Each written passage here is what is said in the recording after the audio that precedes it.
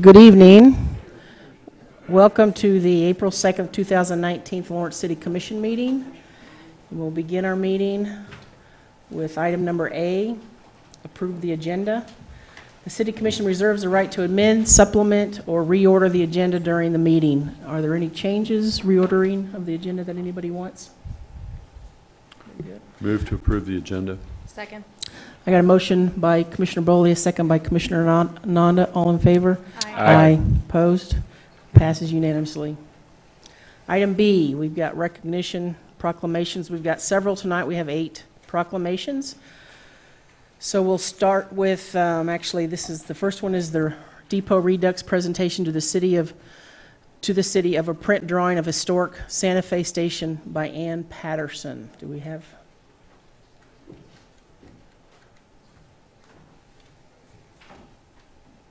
Good evening, Commissioners and Mayor Larson.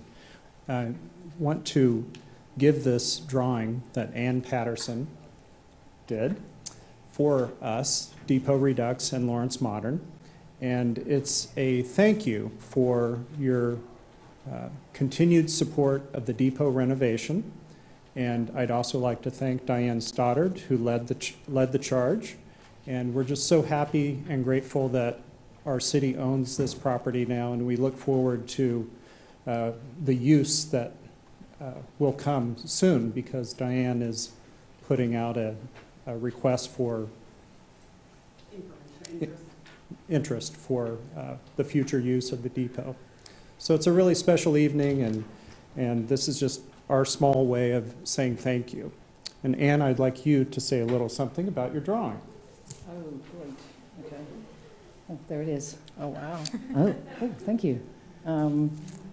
I guess a drawing is more than a photo because it can tell a story. And the drawing is kind of a hybrid photo drawing, and it's supposed to represent both the sort of arrival at the station and the departure on a train, kind of in one image, instead of it being either or. It's coming and going. That's it.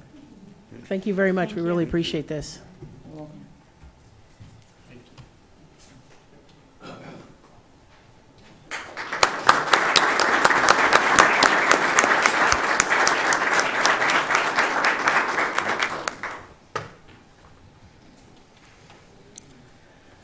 So item number 2, we've got a proclamation for Public Health Week.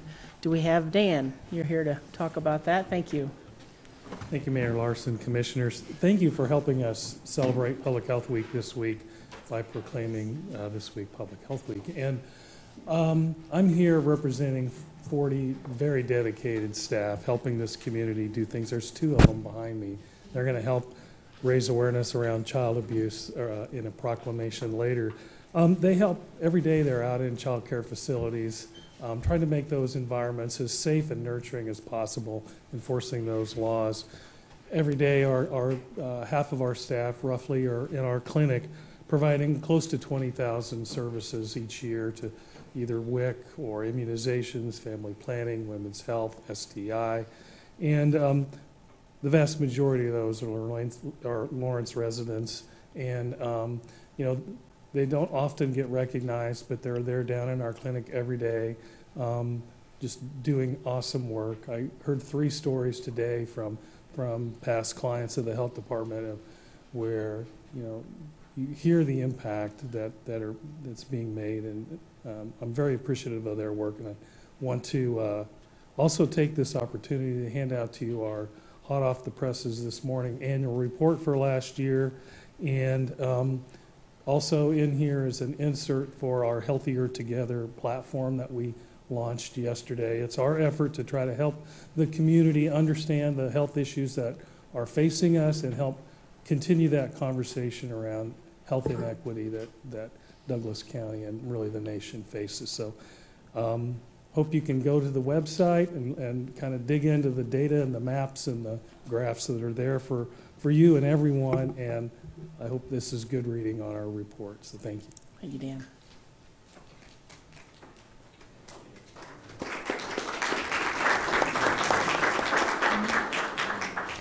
Okay, I'll read the proclamation now.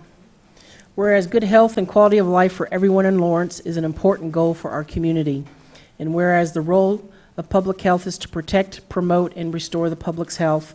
And whereas the National Public Health Week provides the focused opportunity for the public to learn about our community's public health concerns and success stories.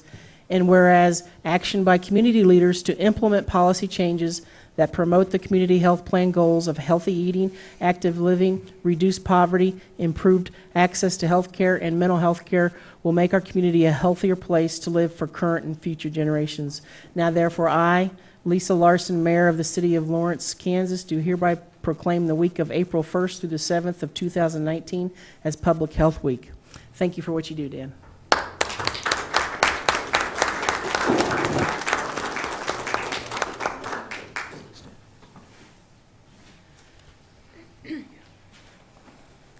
All right, our next proclamation is for the National Service Day recognition, Tuesday, April 2nd, 2019. Do we have anybody here to speak on behalf of that?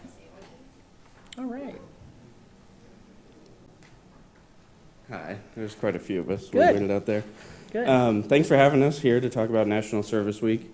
I represent an AmeriCorps program here in Lawrence. AmeriCorps was founded in 1993 to improve communities and foster civic engagement. There are members working in all 50 states right now on issues from poverty relief to education to disaster response. Here in Lawrence, we have two great programs, one at the United Way of Douglas County and one at the Boys and Girls Club of Lawrence. My program at Boys and Girls Club of Lawrence is addressing the learning gap for kids, looking to improve reading and math scores by offering academic interventions and by bridging the gap between the school day and the after-school program. We've been here for a little over a decade now. So we also have an AmeriCorps Vista program, which improves our organizational capacity by designing our enrichment activities, expanding our recreation program, and supporting our resource development efforts. And now I think Cornish is going to talk about the United Ways program real quick. Yes, hello. You're our new Pleased to be United here. Way director, aren't you? I am the new Thank you. United Thank Way you. director. Congratulations. Thank you for recognizing that. Yeah, fresh in Lawrence and ready to go to work. I'm here just to mention a couple of words. You know, our AmeriCorps program has, it's accomplished so much. And I was just telling the AmeriCorps volunteers that they are the best part of what America represents. That their work on a daily basis leaves a legacy. Healthier families, safer communities, and of course, better education in our schools. So every hour that they spend in the community really leaves a legacy of betterment for all of us. And also to tell them that this experience is something that they carry with them for their entire lifetime. And it allows them to be even more dedicated and committed to the communities that they will eventually live in. So AmeriCorps program is a long-lasting legacy of service to the community, and I couldn't be prouder of them. Thank you. Thank you. Well, it definitely gives me hope when I see young folks in these types of programs for our future, that's for sure. So I'm going to go ahead and read the proclamation now. Whereas service to others is a hallmark of American character and central to how we meet our challenges. AmeriCorps and AmeriCorps Vista participants address the most pressing challenges facing our communities, from educating students for the jobs of the 21st century and supporting veterans and military families to providing health services and helping communities recover from natural disasters. And whereas AmeriCorps member and senior corps volunteers demonstrate commitment, dedication, and patriotism by making it an intensive commitment to service, a commitment that remains with them in their future endeavors. And whereas the Corporation for National and Community Service shares a priority with mayors nationwide to engage citizens, improve lives, and strengthen communities, and it is joining with mayors across the country for the National Service Day Recognition Day on April 3rd, 2019. Now, therefore, I, Lisa Larson, Mayor of Lawrence, Kansas, do hereby proclaim April 2nd, 2019 as National Service Day Recognition and encourage residents to recognize the positive impact of national service in our city to thank those who serve and to find ways to give back to their communities. Thank you.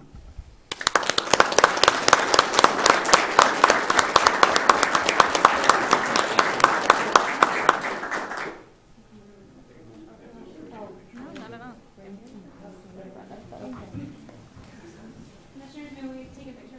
Sure.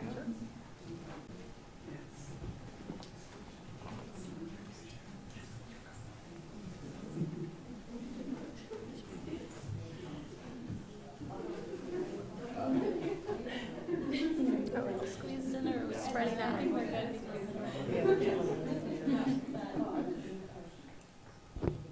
Ready?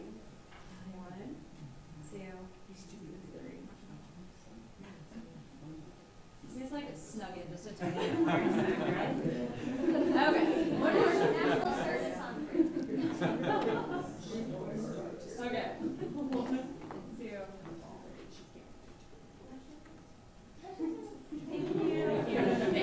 Thank you for your service. Thank you. Thank you. Good to meet you. Looking forward to meeting you. Yes. Absolutely.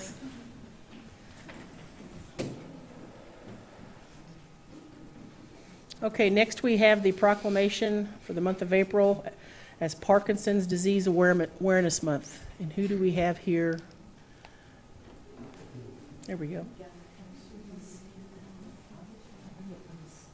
Hello. Hi there. My name is Luann Wilcox, and I'm the president of the Lawrence Parkinson Support Group. And these are my friends and fellow board members that are with me here. April is Parkinson's Awareness Month. We know that 1% of our population is diagnosed with the Parkinson's disease. It's a neurodegenerative disease, progressive and chronic, with damage to and loss of dopamine-producing nerve cells deep in the brain. So, as you can imagine, when people are diagnosed, there's some anxiety and worry and concern. If you think about maybe a couple decades ago when your grandfather or your uncle or your aunt or grandmother had Parkinson's, it was a whole different world. We try to, through our organization, work with our local resources to create an environment and help people learn to live well with Parkinson's. There's lots more as far as medical treatment. Therapies, we know a lot more about it, and we can encourage each other to live the best life with Parkinson's that's possible. And so that's our goal and our mission. And we know that everyone's path is different, and so we have monthly meetings, and we get together to share and to share information and friendship and encouragement and so on. So just a decade ago, those things were not available to us, this knowledge. It was very, very different. The medications were different. The way we approach the disease is different. The way we think about it, the way we know what helps and what doesn't help was very different. So we feel very committed to making the people in our community, those 1% of Lawrence, Kansas, or Douglas County, or whoever wants to come to our meetings, to get the information and the friendship and support that they deserve and need. So. Thank you. All right, I'll go ahead and read the proclamation. Okay. Ready? So whereas Parkinson's disease is a degenerative brain disorder that affects 1.5 million adults in the United States, with over 14,000 people diagnosed with Parkinson's in the state of Kansas alone. And whereas more individuals suffer from Parkinson's disease than multiple sclerosis, muscular dystrophy, and Lou Gehrig's disease combined. And whereas the symptoms of Parkinson's disease include tremor, rigidity, slowness of movement, and difficulty with balance and speech. The causes of Parkinson's disease, though not yet known, are under intense study. Whereas April 11th has been proclaimed World Parkinson's Day, a day for all to recognize the need for more research and assistance in dealing with the devastating effects of Parkinson's disease. And now, therefore, I, Lisa Larson, Mayor of Lawrence, Kansas, do hereby proclaim the month of April 2019 as Parkinson's Disease Awareness Month in Lawrence, and urge all citizens to extend their support for those struggling with Parkinson's disease and the loved ones trying to fight the battle. Thank you. Thank you.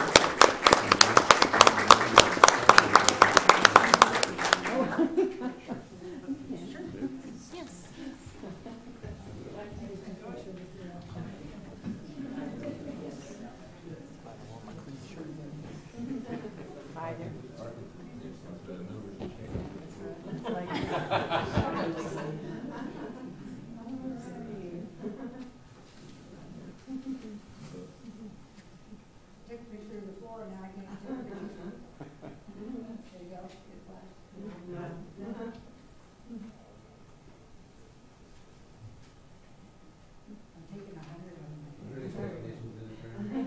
All right, thank you. Thank you. Thank you. Thank you. Thank you. Thank you. Very good to meet you.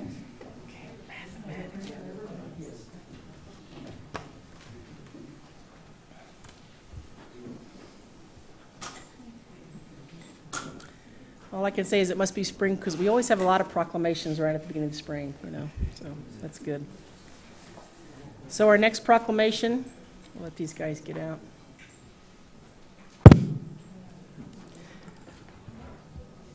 Is for Mathematics and Statistics Awareness Month. Hello, I am Bożena Pasik-Duncan, professor of mathematics at University of Kansas, and it is my, as every year, great joy and privilege and honor to be here, and we are grateful, and we would like to speak about mathematics. And with me, they are my colleagues, some of them senior, some of them very, very young to the city. So let me pass this. We've been, by the way, we've been coming here for the last 26 years, year by year. So thank you very much. And Marge, please, you can introduce yourself. So I'm Margaret Bayer, also professor of mathematics. Mathematics and Statistics Awareness Month has evolved, originating as Mathematics Awareness Week in 1986, but it started at KU even earlier in 1984. It is a time to increase the understanding and appreciation of mathematics and statistics. We hope to convey to all, but especially to children, that mathematics is interesting, fascinating, even magical, and sometimes mysterious. You can follow Mathematics and Statistics Awareness Month on Facebook and on Twitter, where you'll find news, history, puzzles, and problems. The KU Math Department is sponsoring various activities. We jumped the gun a little bit and had our KU student math competition last week. This Saturday, April 6th, is our Mathematics and Statistics competition for 3rd through 12th graders, which you'll hear more about. We will have a Math Department honors banquet and an event that's open to everyone. On April 25th, the Russell Brott Undergraduate Colloquium will be given by Colin Adams, who's a famed mathematician and humorist. And we're also conducting this month workshops for 5th graders from Cordley and Broken Arrow schools. Mathematics and statistics are of increasing importance in all walks of life, and we want to expose especially young people to the value and the joy of mathematics.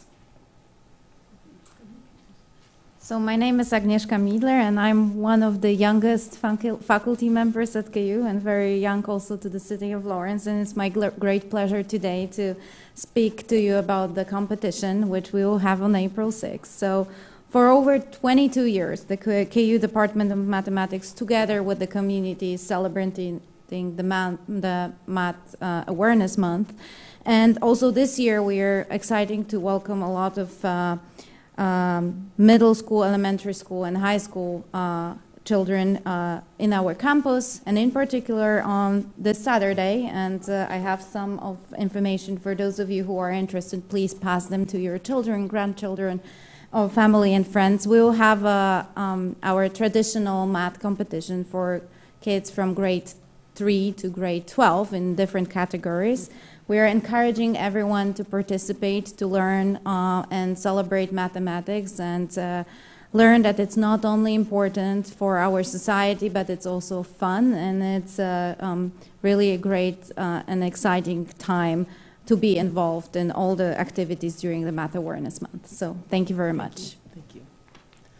Okay, I'll go ahead and read the proclamation. Whereas mathematics is the foundation discipline for science and technology, and mathematical reasoning, analysis, and problem solving are increasingly vital in preparing our youth to lead productive and responsible lives. And whereas mathematics is a living and growing discipline continually being created and discovered, Whereas the beauty, challenge, and excitement of mathematics and its potential to enrich lives, individual lives, require that through mathematics education we make its opportunities available to all citizens. And whereas a joint policy board for mathematics, a joint venture of the American Mathematical Society, the Mathematical Association of America, and the Society for Industrial and Applied Mathematics, was established to articulate and advocate sound public policy concerning the mathematical sciences and the field's ability to contribute to the public welfare. And whereas the Department of Mathematics of the University of Kansas is dedicated to the creation, the application, and teaching of mathematics and to serving the mathematical needs of the community. Now, therefore, I, Lisa Larson, Mayor of Lawrence, Kansas, do hereby proclaim the month of April 2019 as Mathematics and Statistics Awareness Month, to be observed in schools in the city of Lawrence in recognition of the importance of mathematics and mathematics education. Thank you.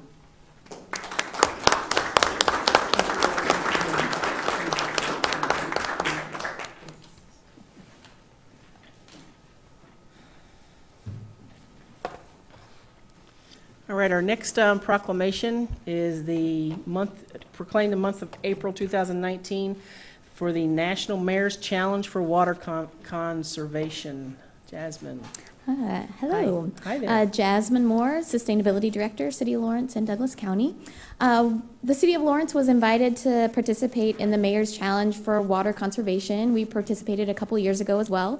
And we invite residents and businesses to pledge their support to reduce their water usage and also save some money and also be eligible to win some prizes. So we as a city compete against other cities of our size, and so we invite everyone to participate at the My Water Pledge.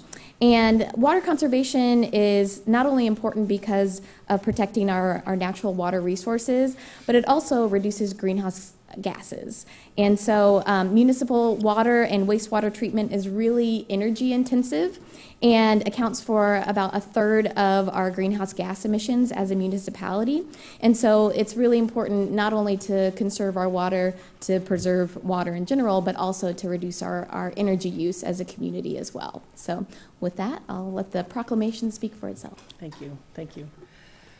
So the proclamation, whereas the City of Lawrence continues to explore ways to manage residential consumption of water and power and to inspire its residents to care for our natural resources.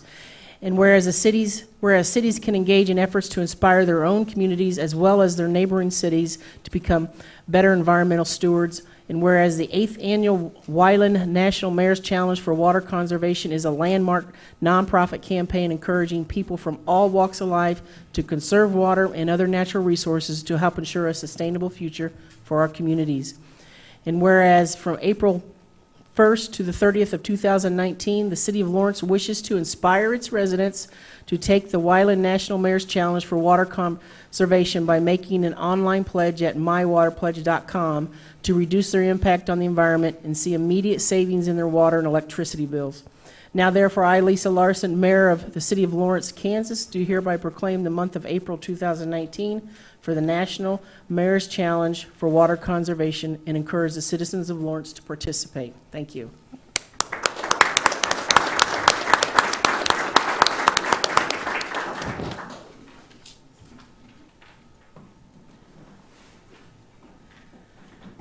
Okay, our next proclamation is for the month of April as Sexual Assault Awareness Month, and Vice Mayor Ananda is going to... Please go ahead, and then I'll read it. Okay. Hi, I'm Kirsten Watkins. I'm president of the board for the Sexual Trauma and Abuse Care Center. I'm Christina McCollum. I'm the director of advocacy services at the Care Center. We don't have much to say beyond what's already written in the proclamation, but we know this is a busy month for proclamations and notices, but we appreciate the City of Lawrence noticing National Sexual Assault Awareness Month and joining other communities across the country in taking a stand against sexual abuse and sexual trauma. So thank you so much for that. All right. Whereas Sexual Assault Awareness Month calls attention to the fact that sexual trauma and abuse is widespread and impacts every person in this community. And whereas rape, sexual assault, and sexual harassment harm our community, and statistics show 1 in 5 women and 1 in 71 men will be raped at some point in their lives, and that 2 out of 3 sexual assaults are never reported to the police. And whereas child sexual abuse prevention must be a priority to confront the reality that 1 in 6 boys and 1 in 4 girls will experience a sexual assault before the age of 18. And whereas the theme of this year's Sexual Assault Awareness Month's campaign is I Ask for Consent. Consent is a clear, concrete example of what it takes to end sexual harassment, abuse, and assault. The goal of the campaign is to empower everyone to put consent into practice. I Ask for Consent is the statement by which individuals will demonstrate that asking for consent is a healthy, normal, and necessary part of everyday interactions. Whereas we join advocates and communities across the country in taking action to prevent sexual trauma and abuse, now therefore I, Jennifer Ananda, Vice Mayor of the City of Lawrence, Kansas, do hereby proclaim the month of April 2019 as Sexual Assault Awareness Month in the City of Lawrence.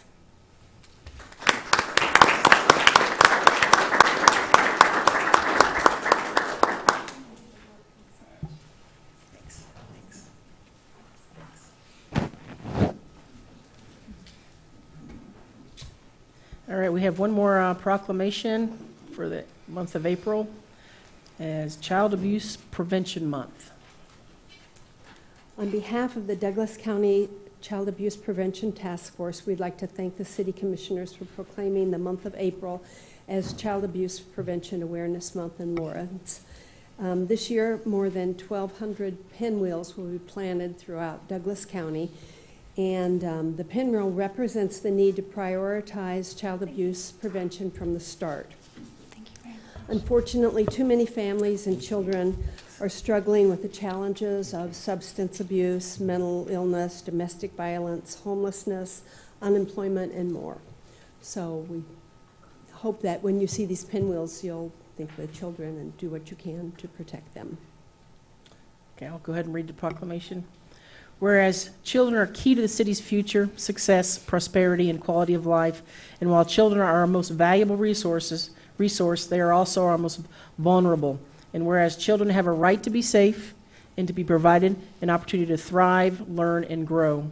And whereas child abuse and neglect can be prevented by supporting and strengthening families in Douglas County, thus preventing the far-reaching effects of maltreatment, providing the opportunity for children to develop healthy, trusting family bonds, and consequently building the foundations of communities.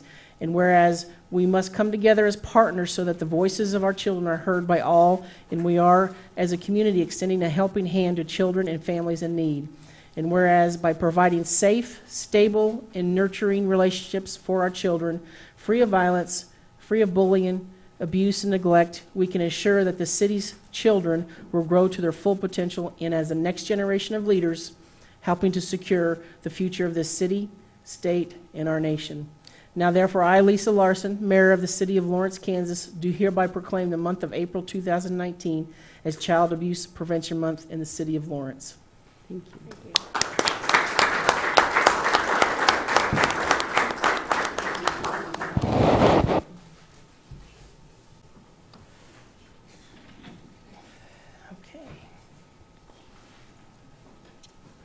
So we're on to the consent agenda.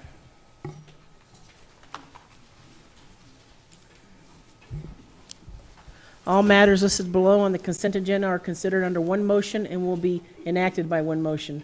There will be no separate discussion on those items. If discussion is desired, that item will be removed from the consent agenda and will be considered separately. Members of the public wishing to speak to an item that has been pulled off the consent agenda will be limited to 3 minutes for comments.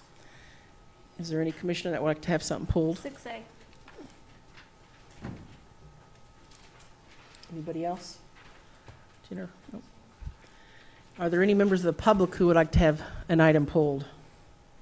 Yes, 7C, please. 7C? Yeah. Okay. So we'll pull item 6A and 7C. Do I have a motion? Move that we adopt the consent agenda, including all claims, with the exceptions of items 6A and 7C. Second. A motion by Commissioner Herbert, a second by Commissioner Boley. All in favor? Aye. Opposed? Passes unanimously. Item 6A, Leslie. It's just for voting purposes. Okay. So this is adopt on first reading the following ordinance. Anybody want to make a motion? Or I Do we guess, need a public comment? Yeah, public comment.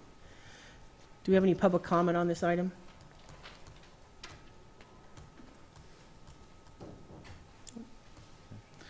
I would move that we adopt on first reading ordinance 9654 for comprehensive plan amendment CPA 11-8-11, expanding the identified boundaries of downtown Lawrence, located at 311, 317, 401, 409, 415, 501, and 505 North 2nd Street.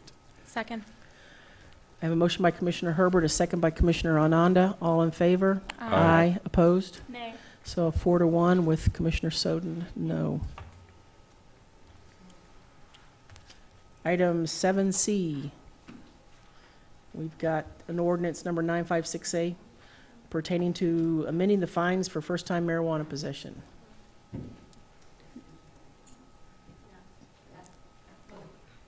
Sorry. Kirsten Kuhn, Broken Arrow neighborhood. I just want to again express our concerns. The commission has spoken very positively in favor of the direction we've been trying to move, but it seems like every time we look at the language, it's gotten walked back just a little bit more. Specifically, I'm concerned about the strong presumption of the $1 fine language. I thought it was pretty clear that the commission just wanted it to be $1, and putting that in there just seems like an enormous loophole that can be walked around if and when anyone just chose to do it. So I would prefer to see that written more explicitly as exactly $1. And then obviously the need to not to exceed 1,000 is state level. But and then the eval language is still in there, and I know you've heard my concerns on that, so I will not berate you further, but I would like to see a little bit clearer language if it would please you all. Thank you. Okay. Hello, Commissioners. Patrick Wilbur, 521 Durham Court. I wanted to speak a little bit to the evaluation passage. There was a lot of discussion at the last meeting about that, and we felt like there was a consensus building to remove that language. And as timely as Sunday's headlines, the Journal World had an article in and is doing a series on marijuana in Lawrence. And one of the people they talked to was the Director of Behavioral Health Services at DECA. And they asked her how many people came in for marijuana treatment. And she said of the 1,100 people that are treated in Lawrence last year, none came for treatment solely for marijuana. Rather, she said alcohol and meth are the primary substances that the center's clients are abusing, with marijuana being the third most prevalent and only treated as a secondary substance. We have some codes in this in the city where, you know, alcohol is probably handled softer than marijuana, and I assume that's a legacy to the fact that marijuana has been illegal and alcohol has been accepted. But we know the harm that can be done by alcohol is much greater than marijuana. So in consideration of removing that passage, I'd ask that you reconsider having the passage about the evaluation in. Thank you.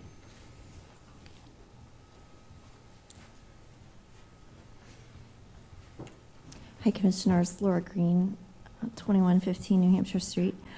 I also had some concern about the language, the way once we took the ordinance and sort of filled in the blanks. I went through and I read a lot of the other city codes, especially all the alcohol ones, and they were very clear. You know, the fine shall be $200, or the fine shall be between $250 and $300. There was none of this presumption or strong, and it talked about, you know, the person, unless the person, and so it sort of like walks it back. So I would like to see that language maybe grammatically cleaned up a little bit to be a little clearer, especially for the public. Anyone who reads it may not be able to follow what they're saying. I also did go through all of the statutes or the codes for alcohol-related offenses just to see if we had some other stepped or tiered evaluative language in any of them, and I couldn't actually find any that had that language at all. In fact, the minor in possession of marijuana says, you know, the fine is $300 to $500, and then they'd step up the revocation of the driving privileges as you get more convictions. So the first conviction is 30 days, the second conviction is 90 days. The third and subsequent is 1 year. But there's actually not even an evaluative component to that at all. It doesn't require the person after 3 minor in possession convictions to get an evaluation. So this language about the evaluation, I feel, it's just another component of how the war on drugs, the punitive way we treat people who use substances that aren't normal substances, socially accepted substances in our society, how we pile on the shame, you know, the evaluations, the fines, etc. And I'd like to see you have maybe a discussion again, because I felt like the last time we discussed this, you were making some concessions and saying, okay, we're reducing the fine, but we're going to just step the evaluation up, you know, for the second conviction.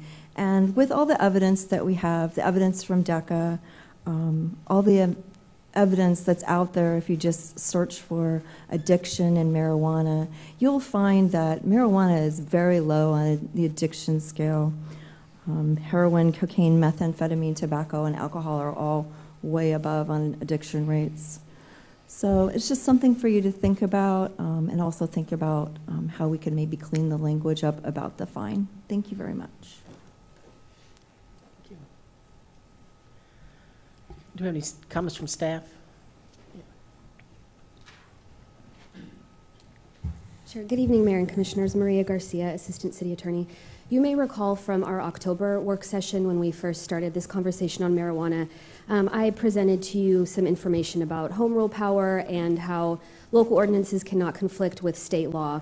And we reviewed some litigation that Wichita experienced a few years ago when it had language in its city code that said the fine shall be $50 rather than presumptive language.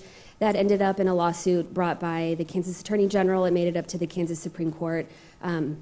The issue has been since resolved, and Wichita adopted that presumptive language, and that is because the local ordinance cannot be less restrictive than state law. It can be more restrictive in a lot of cases, but not less restrictive. And so the ordinance is written in a way that complies with our ability under home rule and in compliance with state law. The language must be crafted the way that it is, otherwise we could have some issues like Wichita did. So we have the language that the fine can go up to $1,000, which is what state law says, and then we have that strong presumption language telling the judge, this really should just be $1. Even though you have discretion to go up to $1,000, we think that on a first and second offense it should only be $1. And so I hope that clarifies it for you. I'd be happy to answer any other questions you might have. So the strong presumption that you've gotten here, that's basically because of the situation in Wichita where they had to go through. So Wichita is the example of why we can't have language that says the fine is only $1. If we say that the fine is only $1, that directly conflicts with state law that says the fine can be up to $1,000. There's no minimum under state law. But if we set the maximum at $1, that is significantly less restrictive than $1,000, and that would conflict with state statute. Okay. What about the evaluation? Could you, yeah, I'm not sure what the question was on the evaluation. Yeah, they were discussing the part about the evaluations being may require, but it's not mandatory. Is that that's right. What I'm so reading? From our conversation a few weeks ago here, the commission said that the evaluation on a first offense would be discretionary for the judge, but on a second offense, it would be mandatory. So that language just reflects it. As far as whether you want them all to be mandatory or the language to be removed, that's up to you. Okay. Isn't the language may be required by the court to obtain an evaluation? May, yes. May require. And we added, but such evaluation is not mandatory, just to clarify the may, that it's totally discretionary. Right, but, and then the next sentence, is that's not the mandatory language for the second one, is it? The part that's not underlined? Correct. Right, that's just for any other offense under the article. So that's the paraphernalia language. So evaluation may be ordered for paraphernalia. It may be ordered for first offense marijuana. Can you just open this up for the public to see?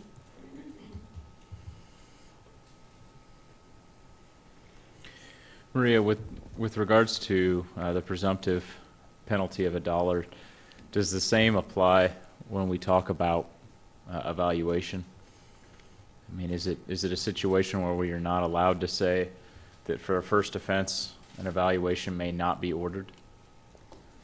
There is no language under state law that requires it, so there's more flexibility on that provision.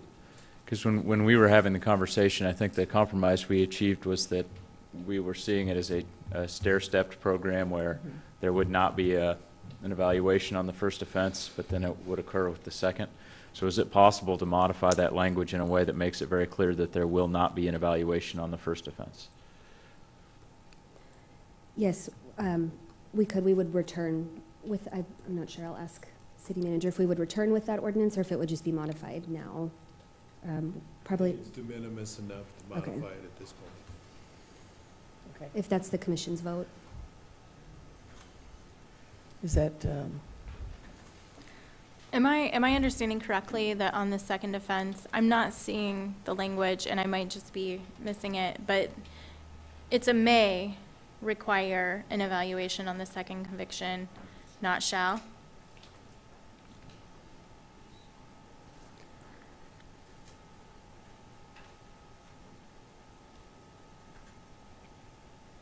Right, so it would be under subsection C that just says that it's a may for number 1. And then we look at the part that's not underlined, any person convicted of a violation of any other provision. So the second offense could fall under that. So it's not required on the second, but if the judge determines that it should be ordered as part of a conviction, then the judge may do that.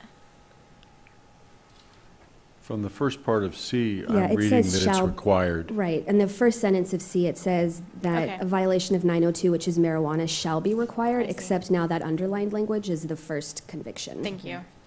Sure. so that's a stair step, right? Right.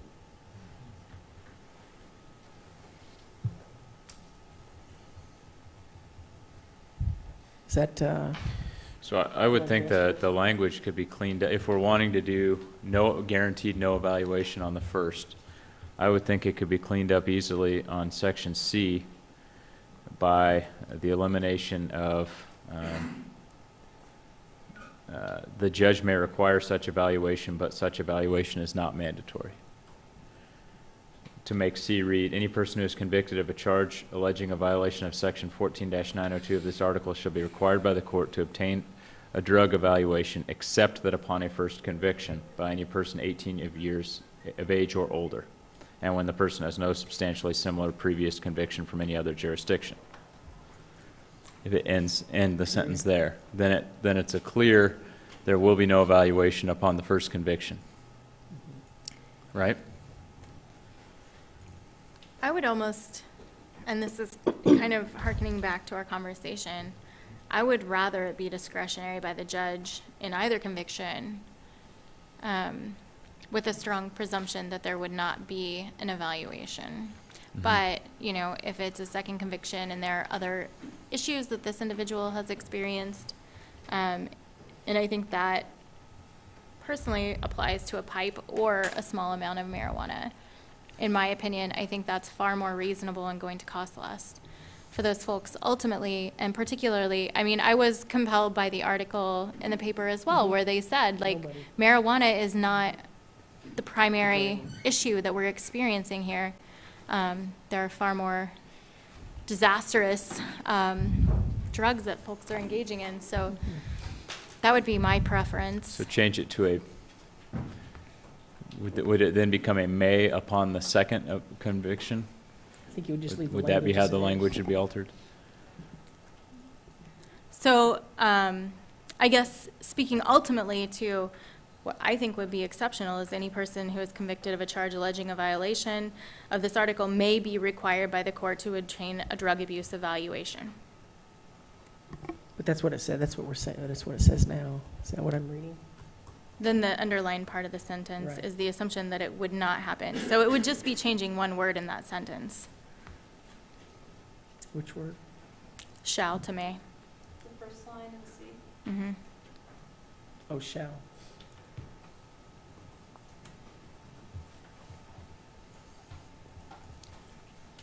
What if you changed the shall to a may, and then removed the, let's see, hold on a second.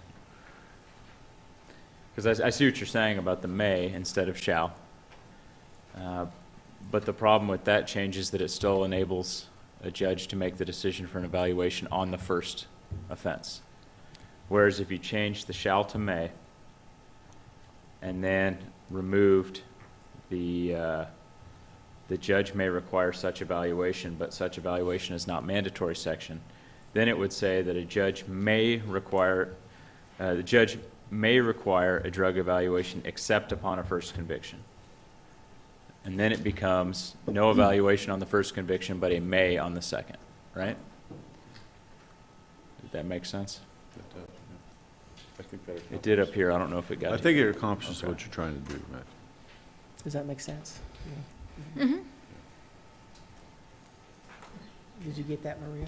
Right. So the first sentence that's not underlined will say, any person who is convicted of a charge alleging a violation of section 14-902 of this article may be required by the court to obtain a drug abuse evaluation except that upon a first conviction, et cetera, and then a period after any other jurisdiction. I think what Matthew said was Mhm. except upon the first conviction. No, Oh, no, Marie's you got correct. it. Okay, Yep. great. Period, and then the So- rest of that struck. Yeah, the rest of the underlined portion is struck. Will that work? Well, there would need to be language after jurisdiction because you say except that upon a first conviction, except what? It's shall or there's no eval. Yeah. Except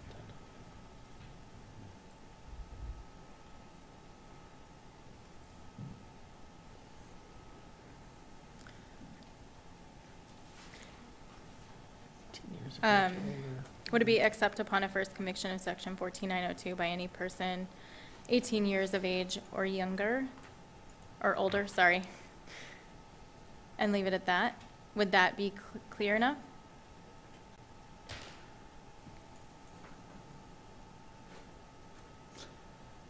Can you explain again why it can't end at jurisdiction? Because you have you're making an exception to the general rule that the judge may order an evaluation, and now you're saying except for this first conviction. And I'm Right. asking, what happens if you have a first conviction? Because Then the the judge judge may is not confused. I mean, is it issue a an shall in that case if it's a first? No, I understand it's not, but the way that it would read. So just to clarify the very end. So except when it's a first conviction, there shall be no drug eval. Well, I think it's a reading of the except too. So any person who is convicted of a charge, blah, blah, blah, required by the court to obtain a drug abuse evaluation except upon a first conviction of 14902 by any person 18 or older. Period.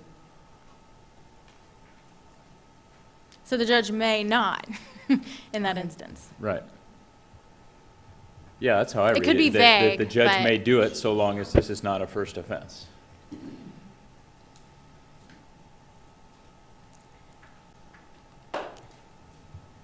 I think you know what we're saying. Yeah, I So do. I think we could trust you to craft that in a way that Right. would be accessible. So then we'll come back, we'll return on second reading then? Is that what I'm hearing? That's probably the safest way to do it. All right, be happy to do that.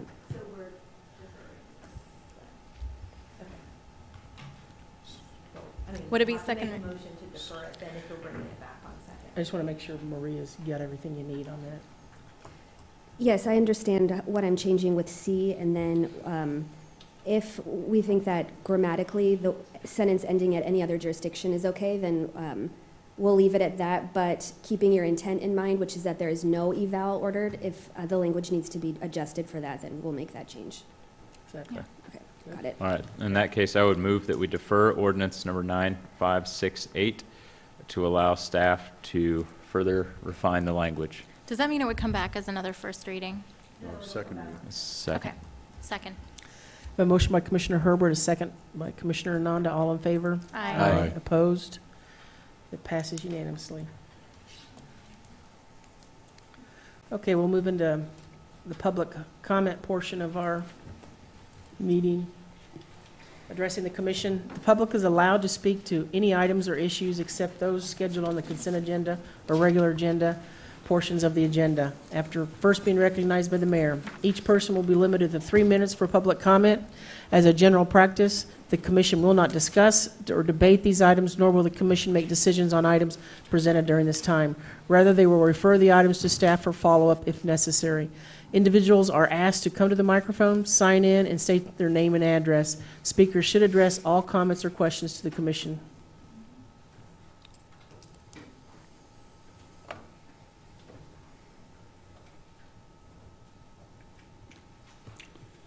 Thank you for allowing me to be here. My name is Joe Herrick, and I live at 5225 Harvard Road. On March the 11th, many of my neighbors received letters regarding sidewalk repair. Sidewalk repair in the vast majority of the cities of Kansas are initiated by complaint. In Lawrence, sidewalk repair is not initiated by complaint, but rather in the form of a mandate. There has been no transparency nor due process regarding this mandate. We have been told that our neighborhood was selected as a trial balloon because we had the least amount of safety hazards and that we could afford paying for the repairs out of our own pockets. These are false assumptions. If you believe that the Northwest Lawrence neighborhood is wealthy, then you also have to believe that they provide a large portion of the tax dollars. Even though our neighborhood contributed to the $800,000 that was set aside for sidewalk repair, very few can qualify for assistance because of the low threshold of income. Granted, if you have a corner lot, you are allowed a 50% subsidy for repairs of your sidewalks. As an example, though, if you're a neighbor that has 6 sections of sidewalk and you're on a corner lot, you get 50%. But if you have 6 sections that are one sidewalk with no corner lot, you stand it all.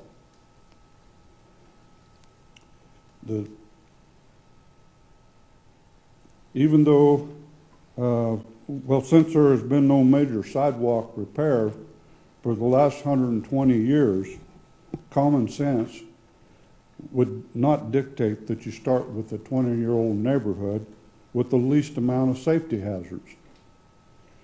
The current discriminatory sidewalk repair policy, because of double taxation, will morph into something completely different once it leaves our neighborhood. As an example, historic Old West Lawrence. We have bricks, we have concrete, it's a historic district. Mayor. Thank you.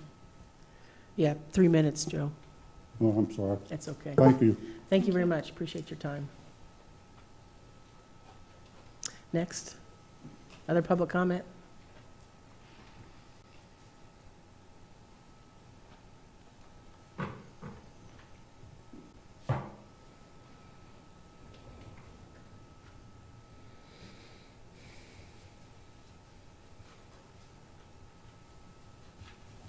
My name is Nicole Allensworth, and I live at 2510 Austell. I have somebody with me who I would like to bring some statistics up to you guys, if that's okay. Sure. So, dear City Commissioners and fellow citizens, I'm addressing you today about the hopes of a stricter law regarding texting and driving. The reason I am passionate about this is because I was texting and driving and had to be life flighted to KU Med Center. I was in a coma for 2 weeks and still don't remember the week before. I suffered a traumatic brain injury. Because of my brain injury, I struggle with memory, organization, word finding, focusing, balance, and remembering to take care of my bodily hygiene. These are only some of the struggles that I face daily. The man who hit me was not injured as badly as I was, and that my children were not with me. Otherwise, they would have died instantly because the car was T-boned on the passenger and ended up in the middle of my car. With all this stated, I don't want others to go through what I have, or even worse. So I'm advocating for stricter law for public safety. I addressed the city commissioners a little over a year ago, and I recently talked to the traffic commissioners recently, and yet nothing has been changed. If we were to have a stricter law regarding texting and driving here in Lawrence, it makes me wonder how much of an improvement we can have, especially regarding traffic accidents. Stated by the National Safety Council, texting and driving is 6 times more likely to cause an accident than driving drunk. U.S. Republican Greg Walden in Oregon states that sending or reading a text takes your eyes off the road for 4.6 seconds. Very similar to driving across a football field blindfolded at 55 miles per hour. It's extraordinarily dangerous. Our time is now to reduce car accidents or even deaths and increase public safety. Something needs to be done, and it has become more of an epidemic and problem to the safety of Lawrence, and actually in Douglas County itself. I'm also working on a petition and statewide. I hope to see a difference now in our own city. And just an FYI, hands-free driving is the same thing as handheld. If I can give you my petition. Thank you. Yep.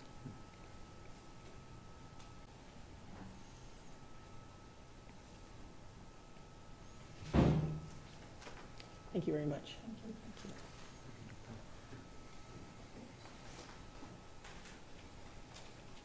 Any other public comment?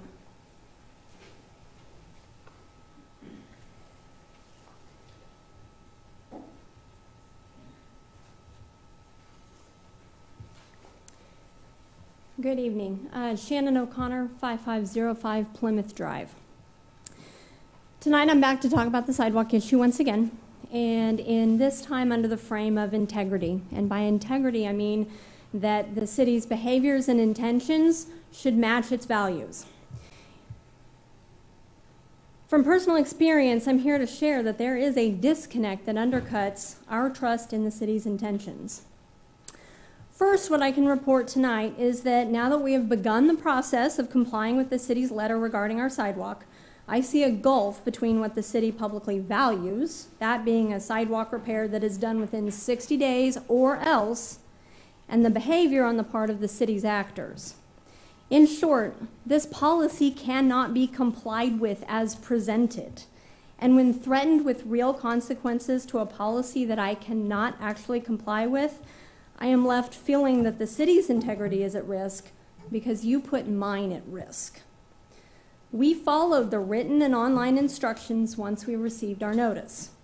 The city's contractor did not and has not responded to repeated phone calls and emails. The futile effort to contact the contractor wasted 15% of our allotted 60 days. At this point, we took 2 discrete but related paths. We put in a call to the city and we began speaking with other contractors. From other contractors, we learned that getting someone out to do the job within 60 days, well, now 51 days, was impossible. As much as they would like to bid us for the work, they were already scheduled 2 to 3 months out. Simultaneously, we reached out to the city. We had a great conversation with Chuck Souls at the city, and we would like to commend him personally for his response on this issue. He reassured us that the work would be done and we wouldn't be penalized. But it took our time, our patience, and our ability to navigate unwritten rules to get that assurance. We quite frankly could not get the job done as advertised by the city. If you value this policy, Why create one that is impossible to comply with on its face? Second, I took the time to read Plan 2020 on the city's website and was struck by the issues of integrity revealed in that document. As a planning document, the whole intention is to speak the city's values. Revealed in that document are several clear references to sidewalks, and as a layperson reading that document, I understand that the city values sidewalks as a fundamental element of infrastructure. As a tax-paying resident in West Lawrence, I now know that the stated values of sidewalks are belied with a policy that makes me individually culpable for that infrastructure. Would you like me to stop? Yeah, thank you. Thank you. Any other public comment?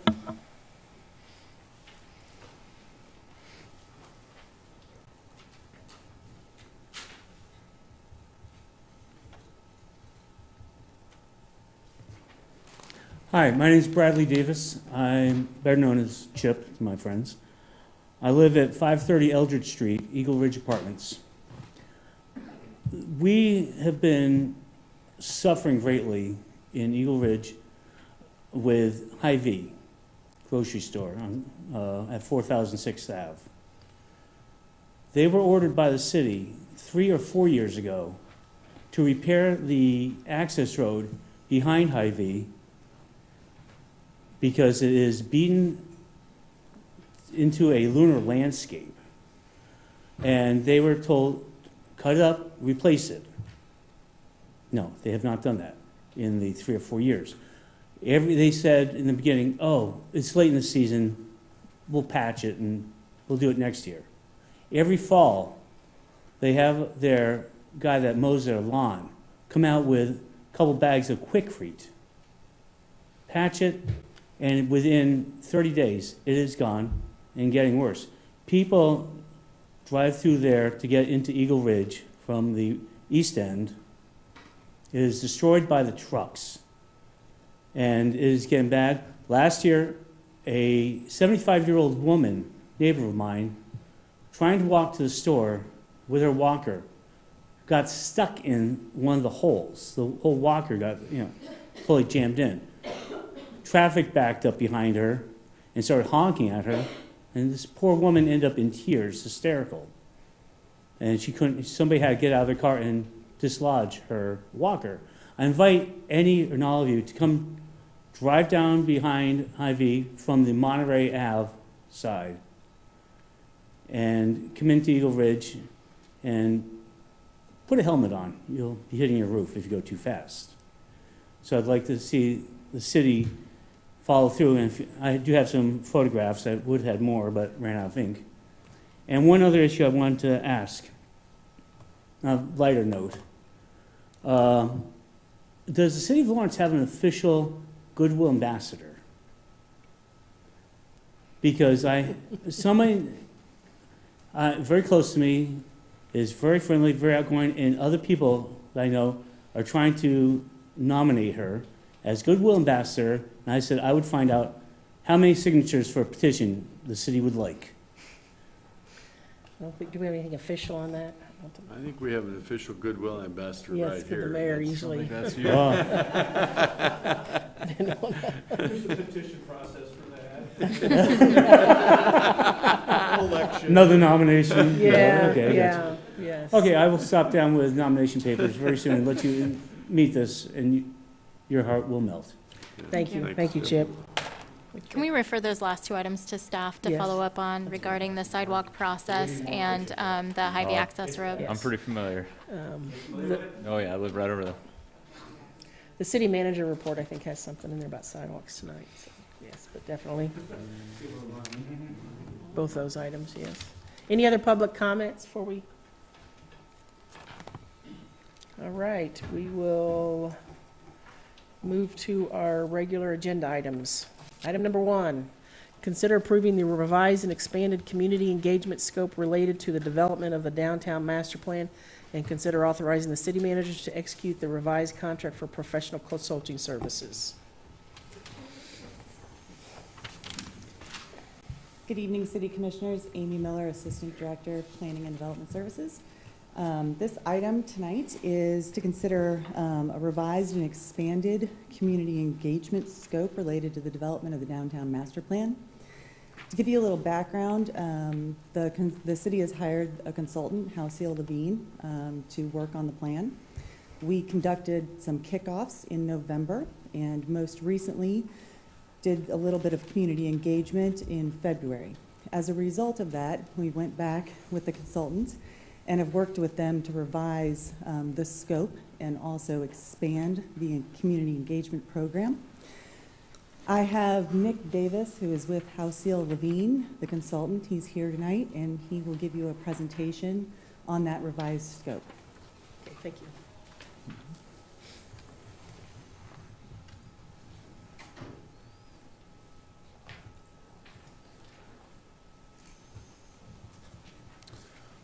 Good evening. Thanks for giving me an opportunity to go through this memo with you. I believe everybody, do you see what I see on your screens?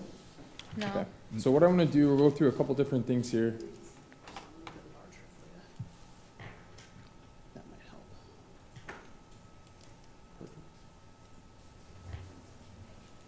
Thank you. I want to go through a few different things, mainly as Amy had mentioned when she introduced this, is as we kicked off this project, when we were originally awarded this project, we had set out with the scope of work. That scope of work was in a response to an RFP that was issued by the city. But a lot of times when we get into a community, we start working on these projects, things come up, ideas come up, different directions. So what you're seeing tonight and what we'd like to go through is really in response to what we heard from this group, what we've heard from the public, ideas that we've heard from staff, other things that now that we've been in the community, these are ideas that we'd like to explore.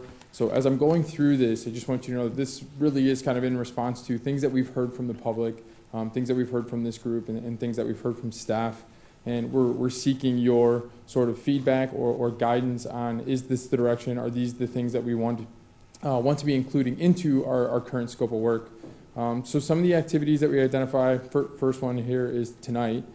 Just us working through this, discussing, potentially what these additional outreach and engagement activities would be. But we're kind of building these into phases. Make it bigger. Better. Even better. Anybody else? All right, so we see this in 3 phases. And the project itself is really in 3 phases. And we're in the beginning of this, the first phase of the project, which is outreach, which is engagement, it's fact-finding. It's when we're going to learn the most about the community, what the issues are, what some of the potential opportunities might be. But outreach is something that's really tied through the entire process. So in this first phase, what we want to do is, we did have I don't know if you recall with the weather, we had some icy roads, so we did have to reschedule the community workshop and the downtown business workshop. So that's something that it's a part of the original scope. We're already going to be doing that. But some things that we'd like to do as part of this upfront engagement portion of the project are these DIY kits. And I'll talk a little bit more about these as I go through this PDF. But we also want to send out additional flyers and online surveys to KU, Haskell, and also all the different grade schools to get their feedback, grade school, middle school, high schools, to get their feedback. And I'll talk about that a little bit more. Phase 2 is when we start getting into visioning for the actual plan itself. This is when we take the feedback that we received up to this point and start working with the community, working with residents, business owners, the city to identify what some of the opportunities might be, specifically what might those ideas be. Big vision, we do a series of different approaches for that, and some of the ones that we'd like to include into this process is a downtown visioning workshop. It's a very engaging format. It normally takes about, I'd say, somewhere between an hour and a half to 2 hours.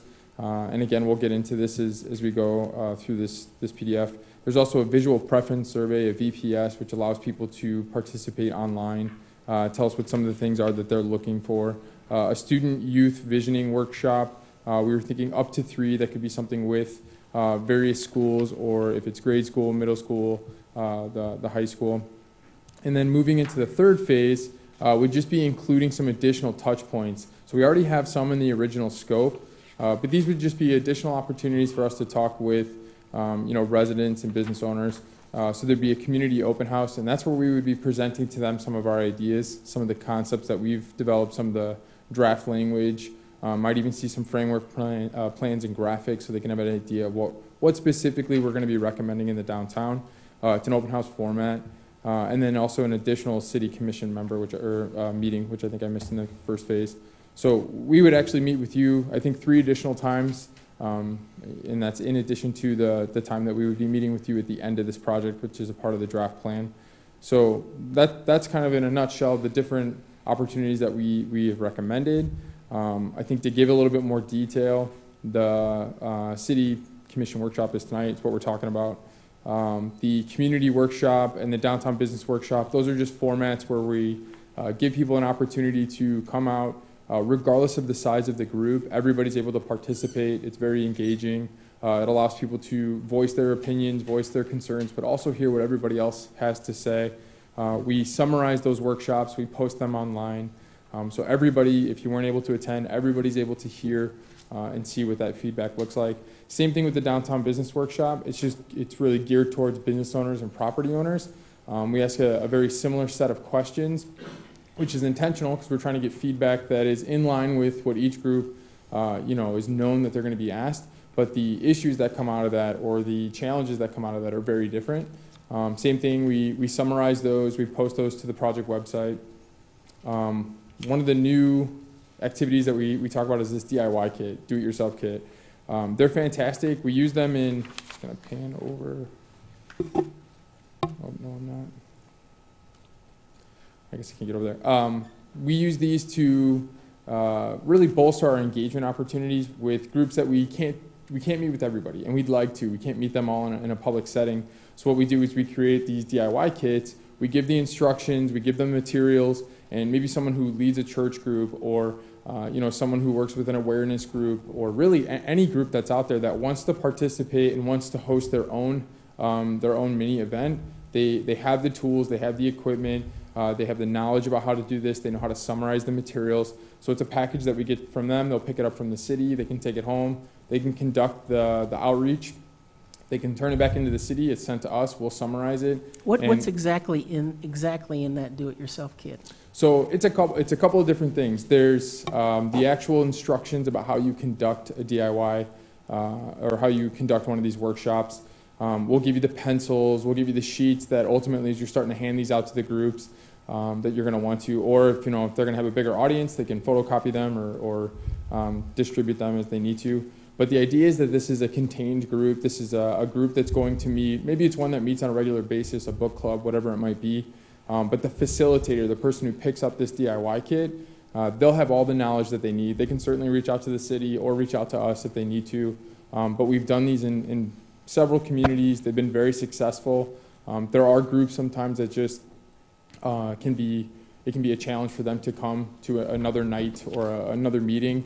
But if it's a meeting that they're already doing and it's a part of that, that's great. It's a good way to just engage sometimes groups that we're just not able to engage. So once again, what you're telling me, what's in those is this instruction sheet, pencils and sheets? Yeah, it's like a packet, right? It would just be a stack of papers.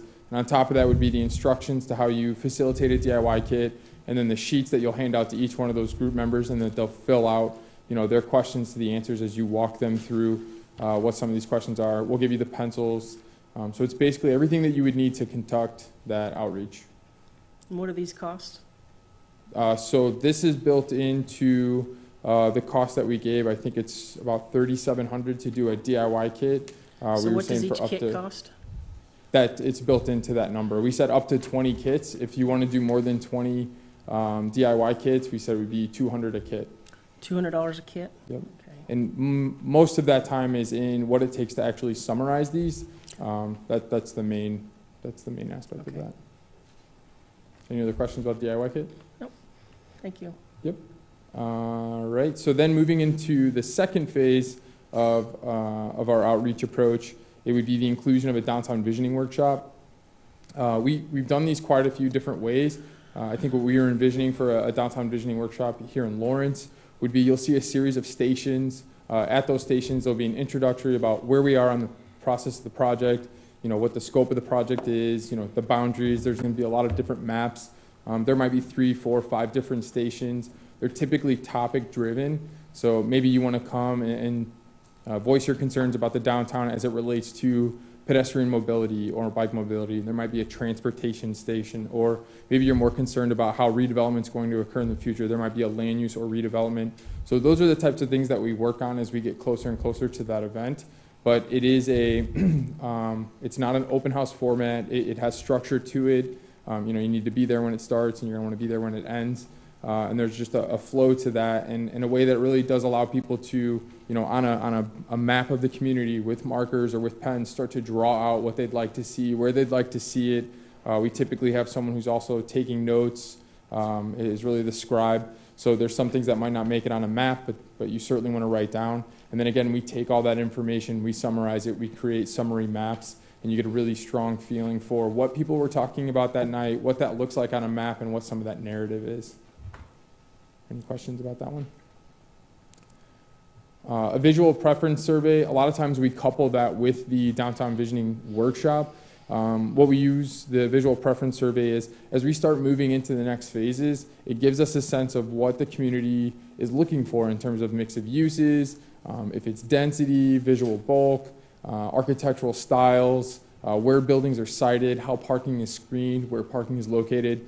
So it's just a series of photos. It's kind of like a gut reaction. When you see a photo, do you like it? Do you dislike it? And then we tabulate all that information. And with the photo, we give you basically a score on that photo. And you start to get a sense for, these are the types of things that people are looking for, and these are the types of things that people are not looking for. And as we start drafting these recommendations to the plan, that's just an additional level of feedback that's helpful for us to know. These are good examples of projects, or these are locations that you feel like are appropriate for Lawrence, and these are some that are not. Any questions about that one? And it's an online survey, so it's something you can send out to you know, anybody. So how is this different than what was already in your original scope of work, where you've got an online website where citizens can submit comments? Yes. So the online website is specific to existing conditions here. So there's an application on our website called Map Social that allows you get a map of downtown Lawrence and the adjacent areas. You can drop points, so you can call things community assets or development opportunity, but that is purely a response to the existing conditions that are here. A visual preference survey would be a series of photos. So you could go online, basically like how you would get to Map Social or the online surveys. There'll be another tab that you'll click on, and when you go to that, it's going to launch this VPS. There'll be some rules about, you know, what it is, a description, how it works. But after the first couple slides, you're just going to start getting a photo up on your screen, and you're going to say, you know, like or dislike. And as you go through this, there's normally about anywhere between 60 to 90 images. As you go through this, they're quick. They're going to auto-populate, so it's going to be, you know, 5 seconds, 7 seconds on a picture. But what that does is it gives us information in the future of, you know, tying that with the Map Social comments that we received about where you'd like to see redevelopment. These are the kinds of buildings architecturally you would want those redevelopments to look like, or this is how you would want open space to feel, that type of thing. So it's really a complementary set of data, not so much similar. Any questions? The next one was the student and youth visioning workshops. This is something too that we'd want to coordinate with the local schools, just to make sure that, well, mainly the local schools and the teachers, to make sure that we can fit this within their curriculum. But these are really exciting workshops. Of all the ones that we do, it's always really interesting to talk to students, because they're far more aware of the issues in a downtown than I think a lot of people give them credit for. They have very creative solutions, and they spend a lot of time in the downtown, so they just see different things. We like to talk to different age groups. There's many different approaches to this. You could talk to a specific class. You could talk to maybe one that is geared towards civics.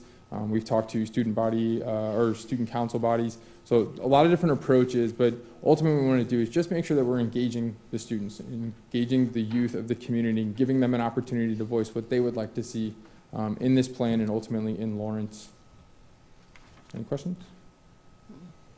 And then what we would do is, the next time we would meet with the City Commission, you would be getting a summary of not only this existing conditions report and issues and opportunities memo that we're developing as a part of the first phase of this project. So that's going to include all the different existing conditions that we've seen as we were here, you know, existing land use, transportation, parks and open space, and it's an evaluation of the issues that we see, the opportunities that we see. We'll give a thorough summary of all the outreach that's been done up to that point, and this will really be the, I'm going to call it like the foundation or the launching point for when we start to draft recommendations in the next couple phases. This is sort of our benchmark. Do we all agree that these are the issues? Do we all agree that there are opportunities here, or is there things that we need to look into, or do you not feel like that's an issue here? So that's an important meeting for us. We're going to be meeting with various groups when we're here, and we were hoping the City Commission would be one of them. Then the last phase was going to be an introduction of a community open house. So as I started to mention when I was listing these off earlier, the open house allows people to come in kind of as they want to. We normally set a pretty broad timeline or time window. Maybe it's something from 4 to 8 or 4 to 7, whatever it might be. And we would be presenting maps that are probably going to be in the downtown plan itself. There would be some copies of the document as it stands at that point. And people would be able to come in and again, similar to the visioning workshop, there might be stations here. And at those stations, you could, go see the land use plan and talk to somebody from our team about the land use recommendations. You could go to, maybe transportation or mobility and talk specifically about your issues or your concerns. It's a mix here too when we do these. Sometimes people just want to know what's in the plan, so they don't really have an issue or an agenda or something they want to talk about, and they just go station to station. Some people walk in, they go straight to the redevelopment sites map, they talk to us about that, and they leave. So we like the open house format because it gives people an opportunity to either see everything or come in and tell us specifically what's the one issue. So it's a very public process, very open. As we're flipping through the plans, people can read the documents as they stand. This will all be up online as well, so they can see it before they come. It's not a surprise to them. But we like to do that before we start going through, making the final revisions to the plan and really moving into the adoption phase, because it does give the public an opportunity to talk to us directly, give us their feedback, give us their concerns, or tell us if we're on point. And then again, we would come back to meet with the City Commission with the feedback that we receive from the open house, as well as any other feedbacks, points that we've been able to pick up on in terms of what recommendations they want to see changed in the plan or additions to the plan. And then ultimately, this would feed into the final couple steps of the actual scope that we have, the original scope, and that we'll start moving into the draft plan phase for this. So starting to make those final recommendation changes, starting to make the final map changes, and getting closer and closer to what would be the adopted draft. What are you doing to ensure that you're accessing a statistically significant and demographically representative sample of engagement in this process? So none of the outreach that we've talked about today is like a statistically valid survey. We have not done that. I mean, to do that, it's a very different kind of lift. But what we do to get as many people to be a part of this process as we can is provide as many options as we can. That's one prong to this. So again, I think all the different outreach opportunities that we're talking about today, these additional outreach engagements are in addition to what we've already talked about in our original scope of work. So I think giving people the opportunity to do things online, to be able to come to specific events. Some people want to be a part of telling us what the issues are and aren't as concerned about what the actual plan is going to say. They just want to voice their issues. Other people are the opposite. They really won't voice their opinion in the first phase or two of the project, but when it gets to us actually writing recommendations, that's when they come out. We also see people who want to come to everything. And I think giving everybody that opportunity is important.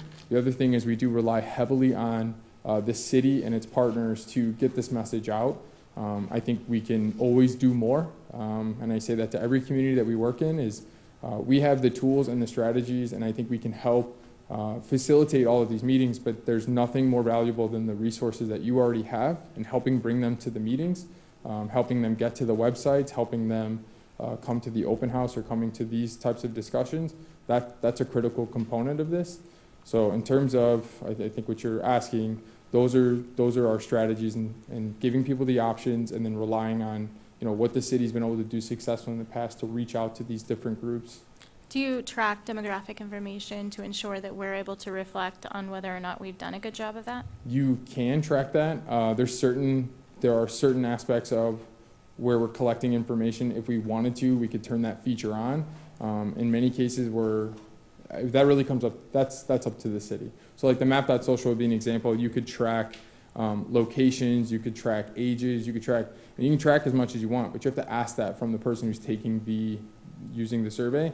And we have found that the more questions like that you ask, the more drop off there might be, but you are getting a better representation of who's taking that. So that's that trade-off is, what's the balance? Okay. So on step number 6, you've added a community open house. How is that different than the community open house that was in step number 7 in your original scope of work? So after step 6, this would be when we're doing the first iterations of what will ultimately, they're the framework plans, but they'll ultimately be the chapters within in the downtown plan. And it's one more time where we get to meet with the public. They get to see some of the initial frameworks. This will be the first time that they'll see anything that's been coming out publicly in a meeting that's come out of what we talked about in the IOM, what was talked about during the visioning session, so what was happening in step 5. They're seeing this culmination of that information in these framework plans. And then later on, when we have it in step 7, that's when it's going to be a revised draft plan, a full-fledged document. We don't have as many gaps. I mean, a lot of times when we come with these framework plans, there's still some gaps or options. We may go this way, we may go that way. What's your feedback? So really the difference between what we're talking about in step 6 and step 7 is just a more refined plan. Also, implementation strategies would be built into that step 7, which are also very helpful. We've got that in step 6 also, implementation. So there'd be an implementation program, but when we actually frame this out and part of the final plan, so you would get the implementation program. It might talk about like potential funding sources, or it would talk about who the key partners are that you need to be working with. But when we get to step 7, once we have more sign off and once we know that we're going in the right direction for the recommendations within the plan, in step 7 you would have an implementation matrix. So that's a detailed action matrix that would basically take all the recommendations from the plan itself and build that into a matrix that becomes like your checklist. And we wouldn't do that until the final step, because you want to make sure that you have you've captured all the recommendations that are out there. I guess the best way to describe that. It's on step 7 in your original scope of work.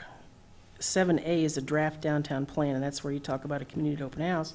But you changed that to step number 6, calling it the draft downtown master plan. So there seems to be some, are you having 2 community meetings? Is that what you're telling me? 2 community open houses? Yes, yeah. One for the draft? One would be for the framework plans. I think where it says draft downtown master plan, and it is the beginning of a downtown plan, so it is that draft form of it. It may not resemble specifically what the final plan is going to look like, because we're going to go through a staff coordination meeting. We're going to go through this public open house process. We would like to meet with the city commission. So there's aspects of that where there may be even questions back to the public, or just holes, like do we want to address these issues or not? The alternative would be to, if we weren't doing these outreach opportunities here, the draft plan would be presented to the public and ultimately to the city commission in step 7.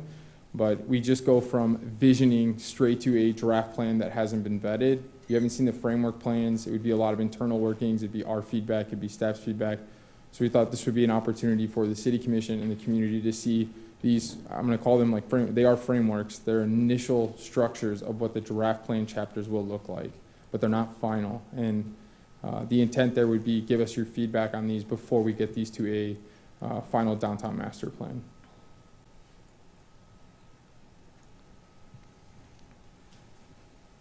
I guess I'm just confused because there wasn't a second planned community meeting in the original scope of work. Is that right? So we had in the original scope of work there was a community open house 7C. 7A. 7C. Yeah. Well, it's first mentioned in 7A. Yes.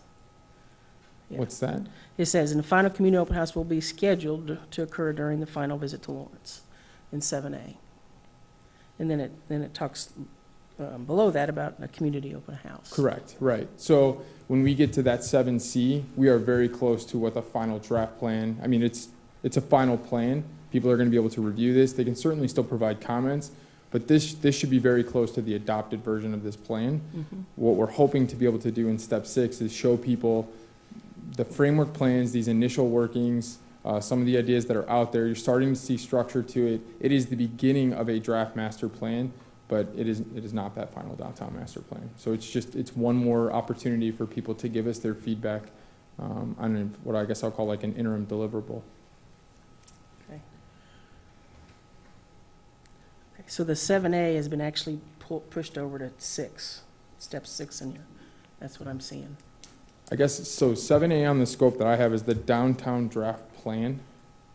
So it's the draft downtown plan document, right? Plan document, yeah. So 6. And you've moved that to 6 to Yeah, draft I see. downtown Oh, master. okay. I see what you're saying. So the title, we're talking about the title where it just says draft downtown master plan for step 6, right? Yeah, because before it was downtown plan recommendations. Yeah. So I mean, So I just want to make sure, I yeah. sure I So understand. draft downtown master plan to me would be the same as downtown plan recommendation. They're both. I mean, if it makes it easier, I would just say step 6 draft or downtown plan recommendations. That is the framework plans. Okay. But that 7A essentially is moving over to 6 under the new scope of work. That's what I'm seeing, which is the draft downtown plan document for the community open house. No. So 7A will stay. 7A will still happen. You will still receive, 7A will be a culmination of everything that we've done in step 6. Okay. Okay.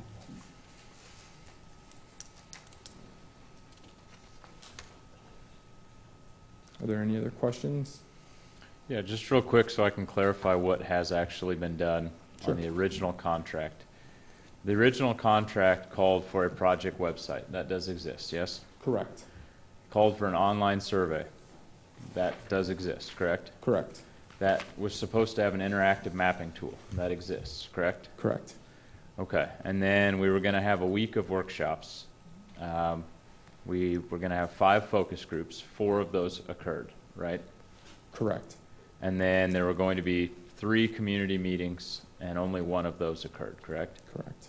So looking at your $37,000 of additional activity, Mm-hmm. what cost is simply to make up for the events that were part of the original contract? The only ones were under step 2, the community workshop and the business workshop. It's the additional trip down here. So $2,280. Exactly. Everything else is all new and has everything that we had committed to doing in the original scope, we will still do within the original scope's budget. This is everything in addition to. So I guess where I'm having trouble wrapping my head around is in the original RFP. The original RFP was $110,000 of engagement. And then we had a snow day, and now we're looking at $150,000 in engagement. But only $2,000 of that's related to the snow day. I guess I'm having a hard time understanding how we got from 110 in an RFP to 150 today. So is that a question to me? Yeah, Yeah, please. so I think this came out of a discussion with staff, an internal discussion with our team, and feedback that we felt like we were receiving from the community, and that there are all these different groups, there are all these different ways you could be reaching out to the community had you considered these.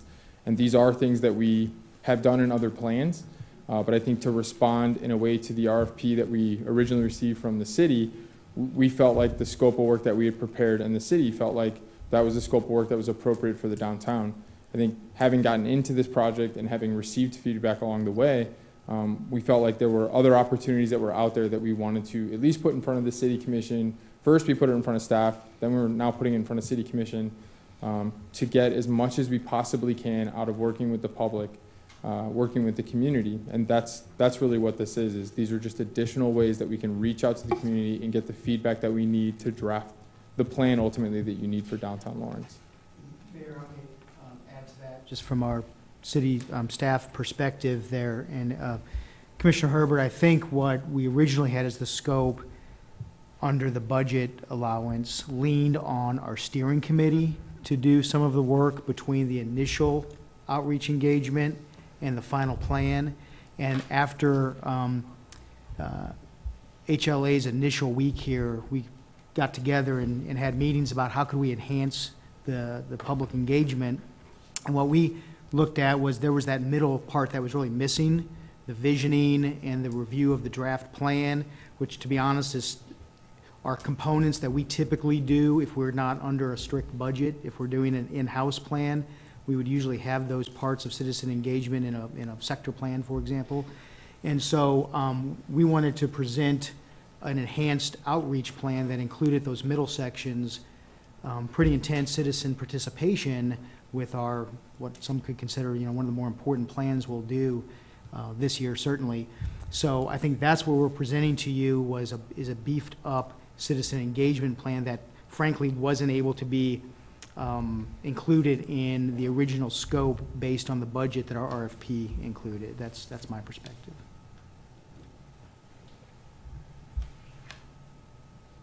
So I'm reading the original scope of work here under 7A, draft downtown plan document. The draft plan will be an approximately 85% complete version of the final plan and will include visualizations of key redevelopment sites as well as detailed implementation strategy and phasing plan for public sector improvements.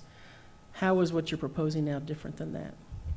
So nothing on step 7A is changing. In terms of deliverables, nothing. In terms of how we get to that deliverable, It's very different. it's very different in that the community is now part of the visioning exercises.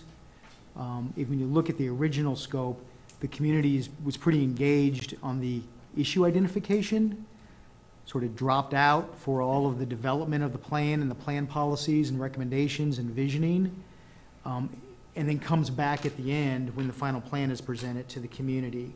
So that's the deficiencies that we were hoping to fill on this and enhance it.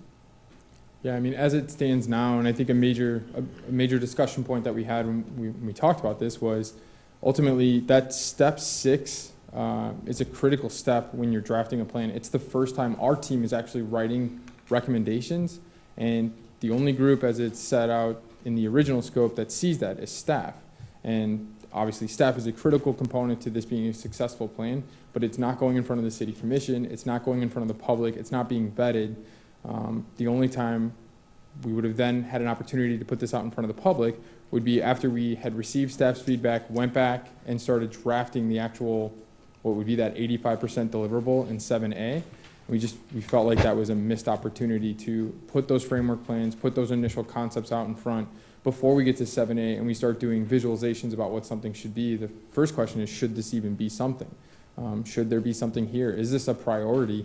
And that's where the public, and that's what we're hoping the city commission can help us. So the visual preference survey, will that be essentially a hyperlink off the existing website? Yes. And do you anticipate that receiving any more usage than the current website if it links off of it? I ask because if, the current website has an interactive map. It enables people to create their own map. And to date, 9 people have. Right. Total. Right. We've had, I think that's part of what we're hoping. We need to be pushing these links out to the community. I mean, if it's through flyers. Wouldn't that be part of the contract now? If the contract calls for the creation of a website, I would assume that the contract would encourage you to be pushing those links out and making it a usable website. Is that not part of the contract? I don't think that's a part of the contract, but it is something we should be doing. I mean. I agree. Right. Yeah, and that's where I think I go back to my original comment of just working with the city. Who can we get this out to? How do we want to get these links out? What kind of flyers or collateral can we be producing that would get these in front of more people than it is now? Commissioner, I would add that we're really, since the discussion a month or so ago related to the community engagement, we've really kind of put things on hold because we were waiting to have this conversation and this dialogue with the commission to see what it was that you wanted to add in terms of community engagement. So this is, this is a dialogue. This is our suggestion of things to add and to consider. It is ultimately up to the commission what you wish to add as far as the pieces that you find would be valuable to the scope. And then once that is decided after this evening, we need to push it. All these meetings need to be scheduled, and then we'll get back onto pushing all of this. But really, we didn't want to further confuse the public at this point, and we haven't been doing a lot of pushing out of opportunities without that schedule. Right. I mean, we're sort of we're in the middle of 2D and 2H right now in the original contract. And we see an uptick quite a bit after the community workshops, the business workshops, because they start to become the advocates, portions of the advocates that are going to get this message out there. And we've not had that opportunity yet because both of those meetings were canceled. I think in addition to, there's collateral we would like to create to help get the word out, to get the message out about the project website and the opportunities that are there to participate. But we also keep these open throughout the entire project. So at every point that we meet with the public, you will see an uptick in outreach online. Like there's engagement online because people now are aware of the project, they continue staying a part of it.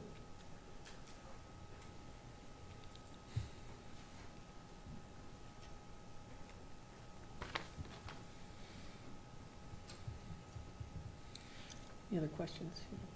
Yeah, when I go to look at the documents, such as, you know, you go to the, I don't know if you can click on that from here, just so people can follow along, perhaps. But to the project website,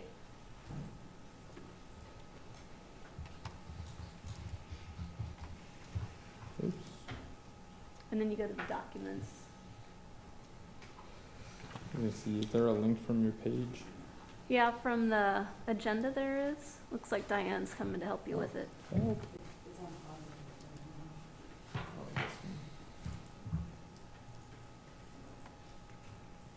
Back on one. There you go. Then scroll down.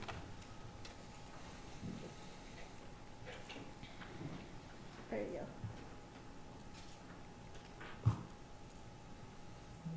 go. So one thing I was really concerned about when the meetings were happening was the open and transparency part of things. So open meaning that they were observable by other people. So I was really concerned about the focus groups that were invitation only. And so when I go into the downtown and adjacent neighborhoods workshop summary, when I look at that, you know, it has tons of information, you know, like how many votes each one got. You know, I was there, so I enjoyed that workshop quite a bit. But what I find really disappointing is I don't see that for the other ones. So I go to like focus group summaries, and it's just a little paragraph for each.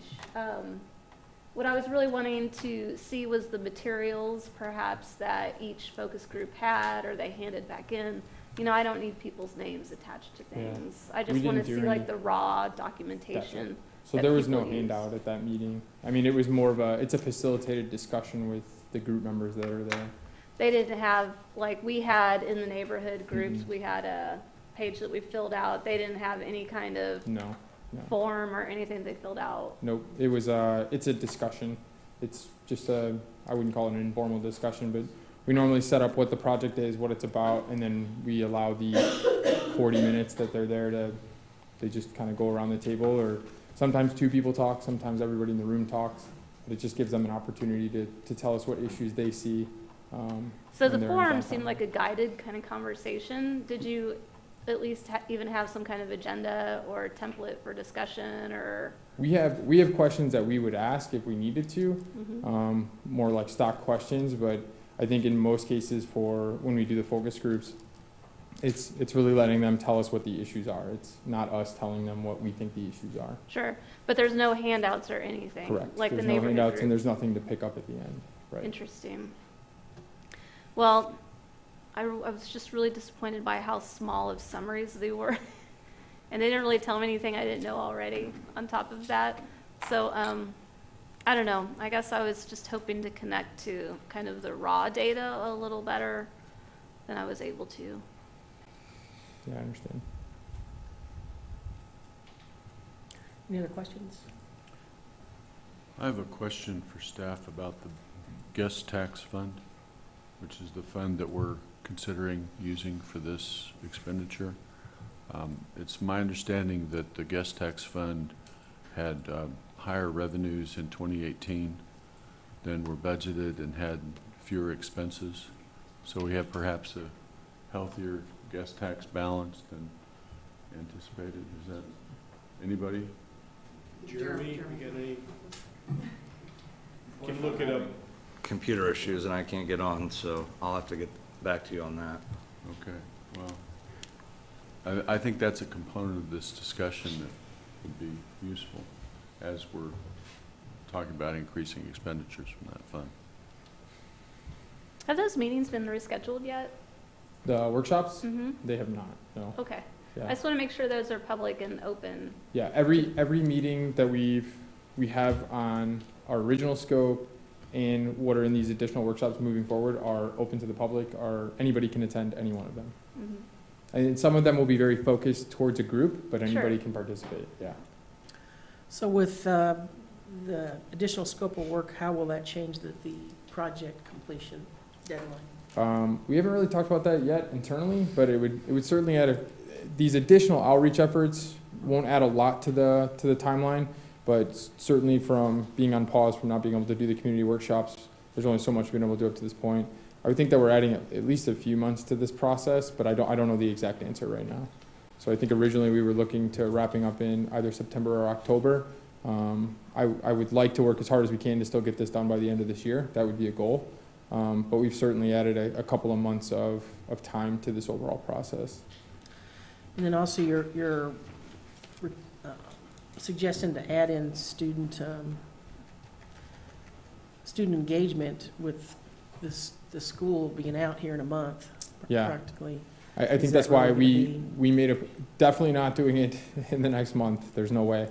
And I think the intent there was that they could be a part of a visioning session. It may not fit perfectly into the scope of where we're at on this project, but certainly a school is kicking off in August or September would be when we would like to engage the schools. We should engage them now because you got to get this on the curriculum and it has to be something they can build into their day. But it would be something that would happen towards the end of the project. Yeah, or we had talked about there might be summer programs that we could tap into over the summer months to take a part of their day. Or it's not the whole day. I mean, you're really talking about 45 minutes to an hour and a half. Let me tell you, they love when you do that. No, well, and it's hard to program. I can acknowledge that, but they do enjoy it. It's hard to productively program. I can tell you this kind of stuff gets spent 13 years teaching the public schools, and this sort of stuff pops up all the time, and it's, to speak frankly, it's unproductive because you're in the middle of your own curriculum and then your administration says you all have to do this on Thursday, even though it has no context within what you're teaching.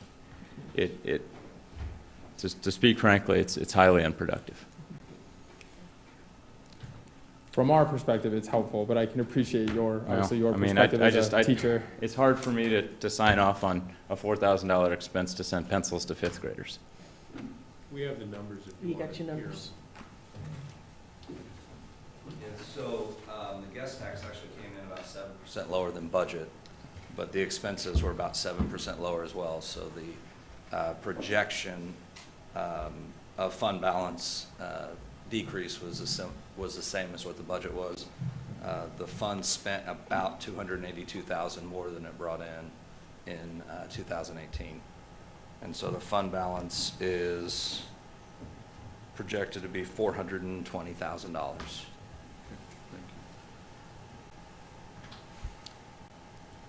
When talking about things like student and youth visioning workshops, Matthew, would it be more feasible to do something like engaging through Boys and Girls Club or a special night at the library, kind of an event for youth, rather than dropping it into a curriculum, which then excludes any non-public schools as well?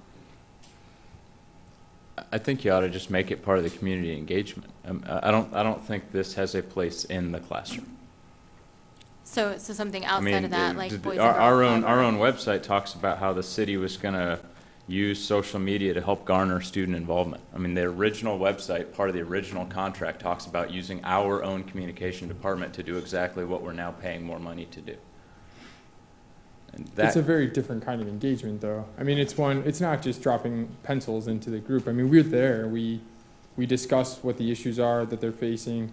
It is an educational process. I definitely understand that it's probably not a part of most of the curriculum, which is where I think we've found it to be successful when that is the case, to work with either the student council body, do something that's an after-school program. It doesn't have to be something that's during the day, but then you also have a drop-off rate there as well. So, and that's also a very targeted group.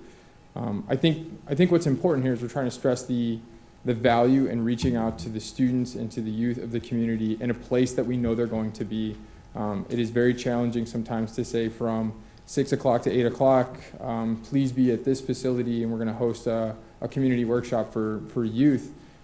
That's very challenging. But if we can go somewhere where we know they're going to be, they're already kind of in the mindset of learning and participating, it is a very, I would say, beneficial aspect of the planning process. But I will admit it is very difficult when we work with the teachers and the curriculum to fit it in. But where we've been successful, it's been great. So I would work with the Boys and Girls Club. I think there's a lot of different institutions we could talk to. It's just who can fit us into their time frame to do this 45-minute exercise.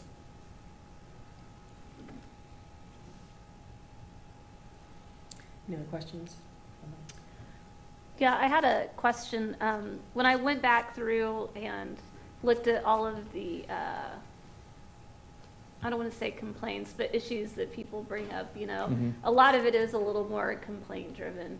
While there's a few things that are in there that are very solution oriented and extremely expensive and very controversial on top of that, such as like a convention center or maybe RFPs for parking lots, you know, for people to develop on them.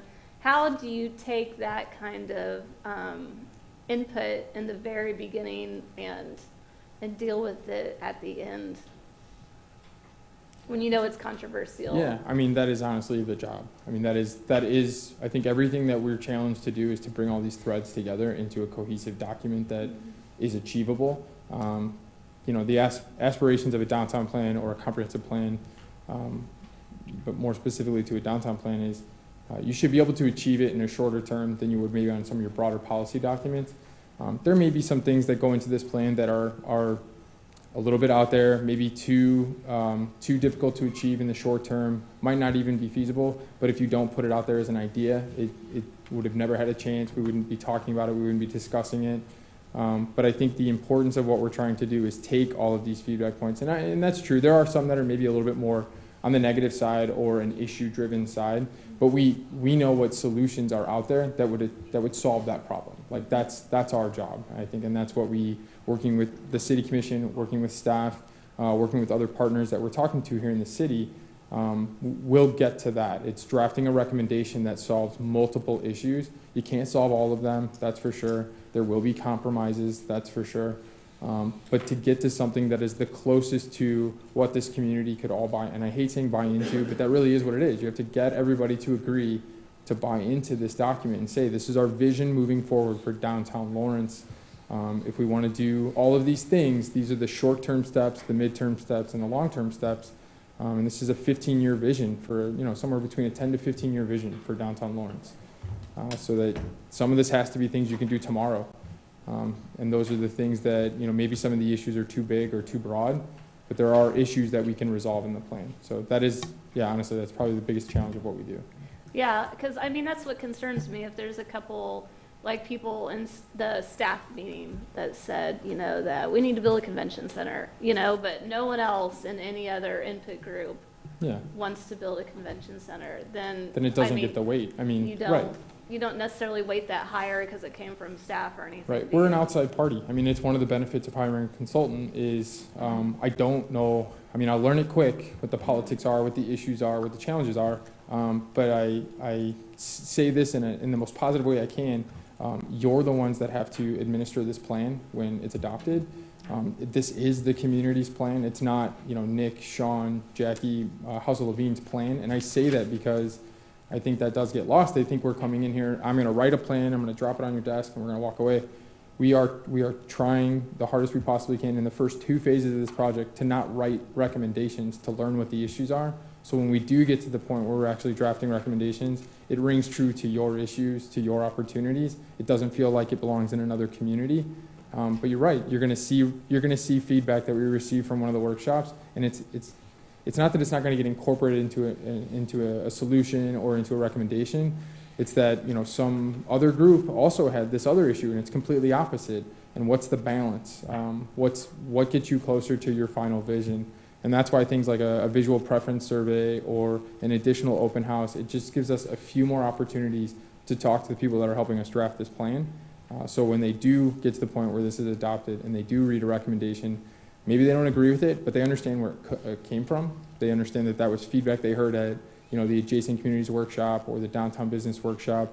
And they know that there's enough other things in there that they do want to see happen, that's the goal of a downtown plan, is to get you closer. I guess I just want to make sure that the final plan, when we really start working on it, or I should say the final draft leading into the plan, doesn't have these super controversial things in it, that in the end, this long process that we just did to get buy-in just leads to division in our community. And I don't want that. You know, I'd rather like leave something like that out of it, just to focus on the buy-in. That everything that people do like, you know. That's easier for us to do if we've talked to the public more, if we've talked to you more, when we talk to staff more. I can't say there won't be controversial recommendations in this plan. I can say that we will try our hardest to make sure that any recommendation that is in this plan is rooted in either science or best practices, or enough people said this is something we should explore. And say there was I'm not saying there is, but say there was a recommendation for a convention center. It may not be so much as build a convention center. It's the community, few people in the community express the desire to see a convention center. If that were to occur, you would need to do steps X, Y, you know, all of that. It doesn't mean it has to get done. This isn't regulatory. It wouldn't happen tomorrow, but it puts it out there as an idea. And maybe in 15 years, it is something you want to explore, or it never gets legs and it doesn't leave the document. We try to avoid that as much as possible. If it's not something that you can do in the next 10 or 15 years, we're probably not going to put it in the plan, because it's disingenuous and it doesn't get you closer to your goals. The more successful you are in achieving the recommendations of this plan, the more validity the plan will have. So, yeah, I mean, I'm hoping as we meet with the public and meet with this group more throughout the process, we would avoid those kind of missteps. So.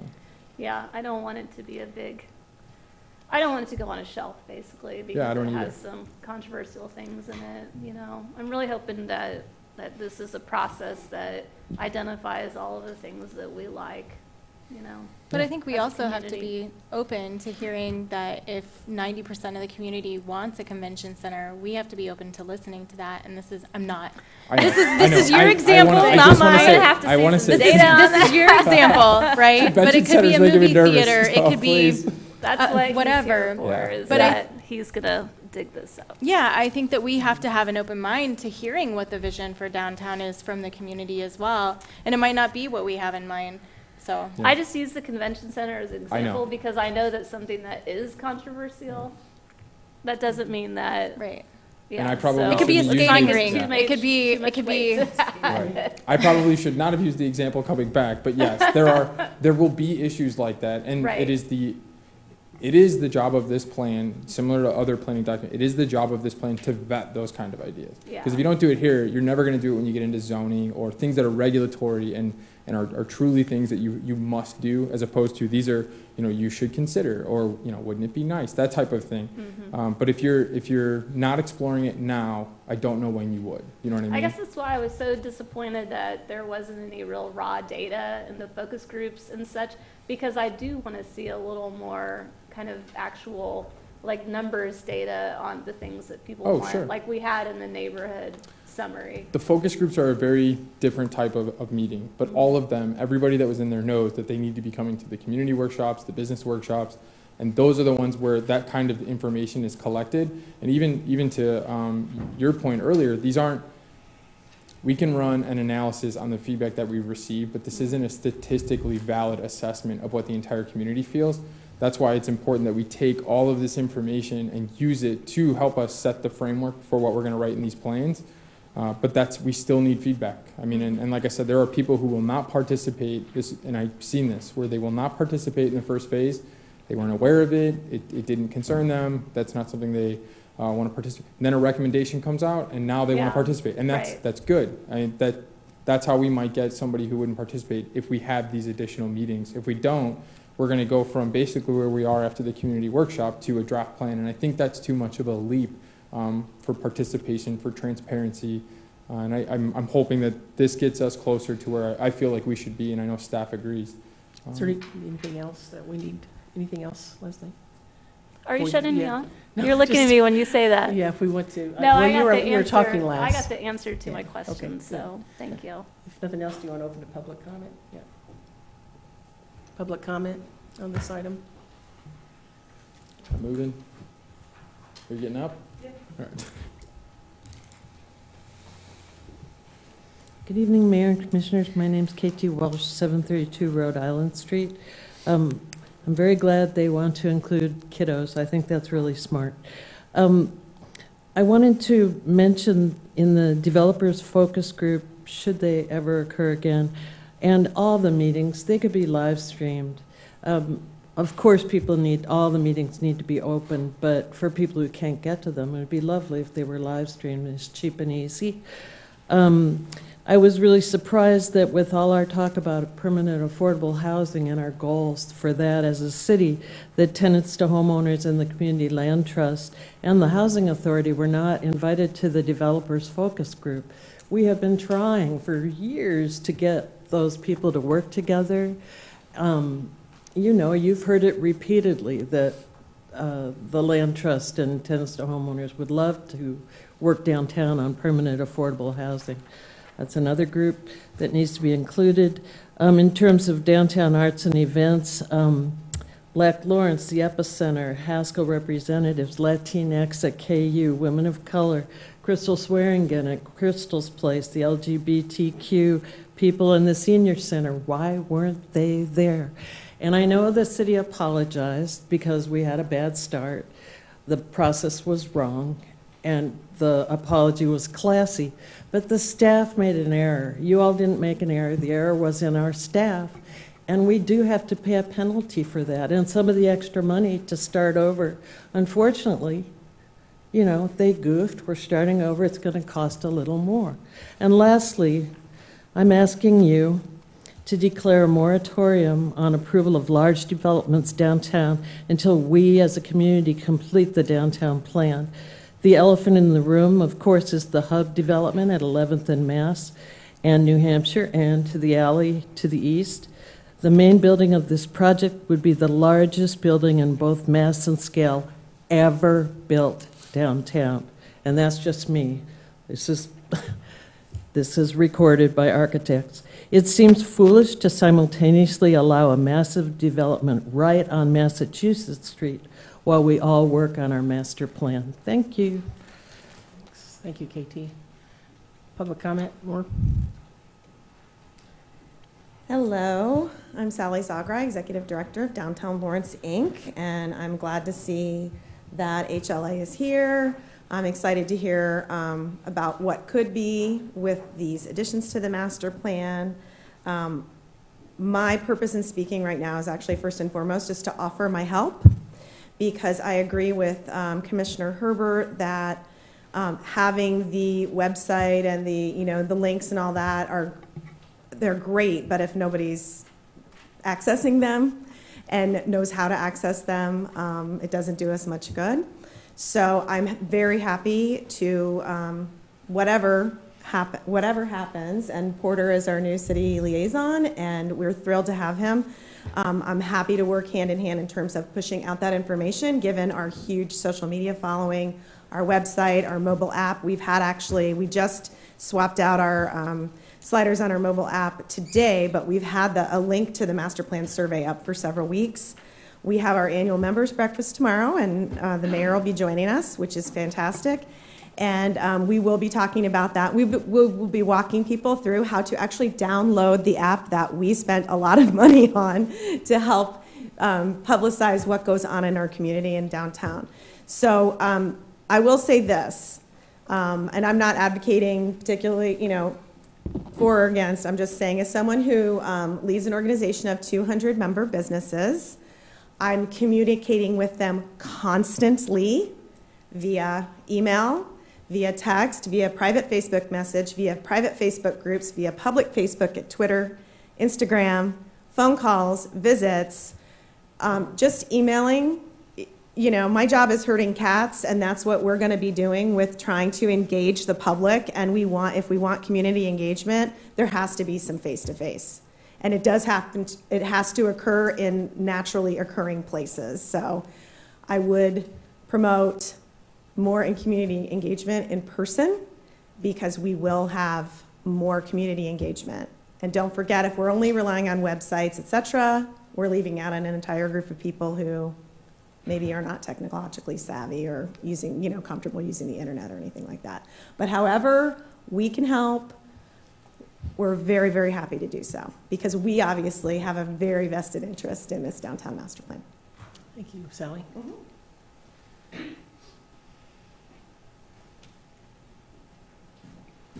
Good evening, Mayor and Commissioner. Michael Davidson, Explorer Lawrence. I'm not sure if I shall or may speak, but I will go in the direction of I second what Sally's talking about.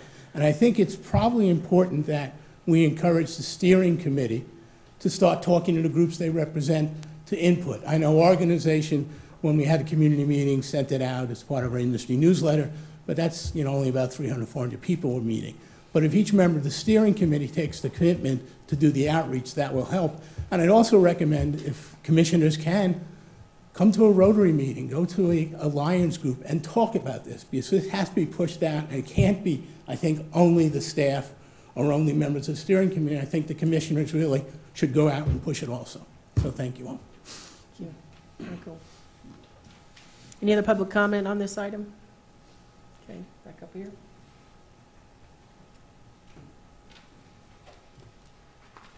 Any thoughts? Well, I've expressed some concerns with the additional cost, and it feels strange to me that what came to us in an RFP talking about this would encourage engagement and these activities will get us from step one to the final draft. Now we're hearing that we're uncomfortable with that because it's a giant leap. I'm not sure why it wasn't a giant leap when we approved it in November, and suddenly now it's a giant leap. So I would be supportive definitely of making sure that everything we scheduled actually occurs. The rescheduled community workshops, the rescheduled downtown business workshops. And I'm certainly going to encourage within our own city staff. I mean, we have communication here. We've got access to promote these things. They need promoted. I mean, we've got 9 people that have engaged total on the website with the interactive map. 9. And so we can invent everything we want to invent, but if we don't find a way to engage people to actually make use of it, we're just paying for stuff that doesn't have any results. And frankly, I just have a problem with the way the budget's grown 33% because of a snow day. I just flatly have a problem with that. I also, as I've already expressed, my experience working in the public schools tells you that if you suddenly inject an activity like this to a teacher that this wasn't part of their curriculum, at no point were they expecting this, and suddenly this is what we're doing Thursday. That happens all the time, I can tell you from experience.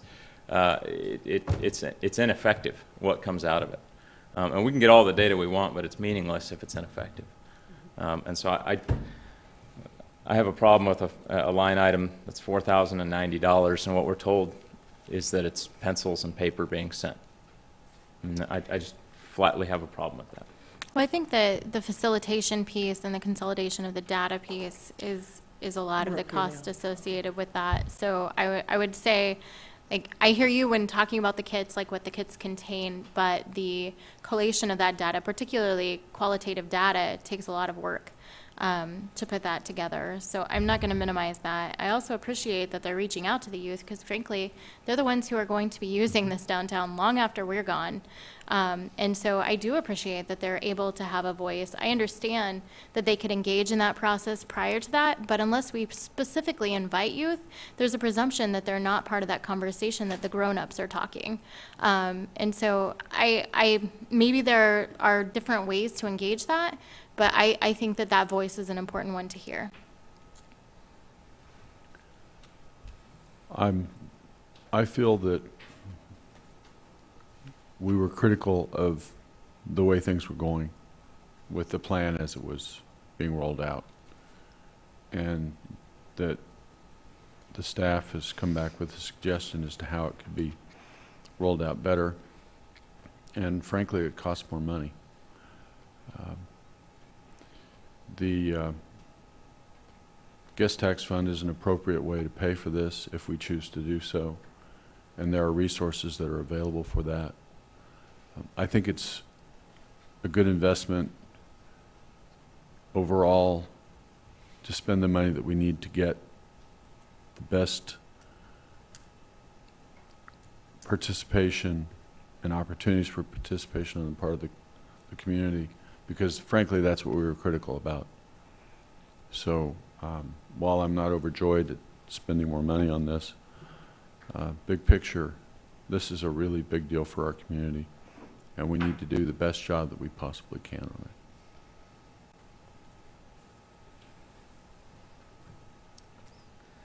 Anything? Leslie? Nothing else? Well, I definitely had heartburn about the cost of it, for sure. I won't lie about that. You know, and it seems like when I read through the additional scope of work, a lot of it just appeared to be rewording of what was already in the original scope of work. So I had a hard time with that. Now, I appreciate some of the explanation. There was some good explanation about some different things that you were going to be doing. I agree that this is an extremely important study for our downtown. It's going to set the stage for how we go in the future. I think we've all learned a real valuable lesson as to, you know, how we should make these things work better and be more transparent and realize that, you know, this is our community and we like to engage and we cannot try to hide that. So I appreciate the work that staff and everybody has put into this to try to come up with a new plan. I think it is pricey, but I think it's also important for our downtown, so I'm going to support it. So. I move we approve the revised and expanded community engagement scope related to the development of the downtown master plan and consider authorizing the city manager to execute the revised contract for professional consulting services with Halcyon Levine Associates in the amount of $37,070. Second. So a motion by Commissioner Soden and a second by Commissioner Nanda. All in favor? Aye. Aye. Opposed? Nay. 4-1 with Commissioner Herbert and no. Take a quick break. Mm-hmm.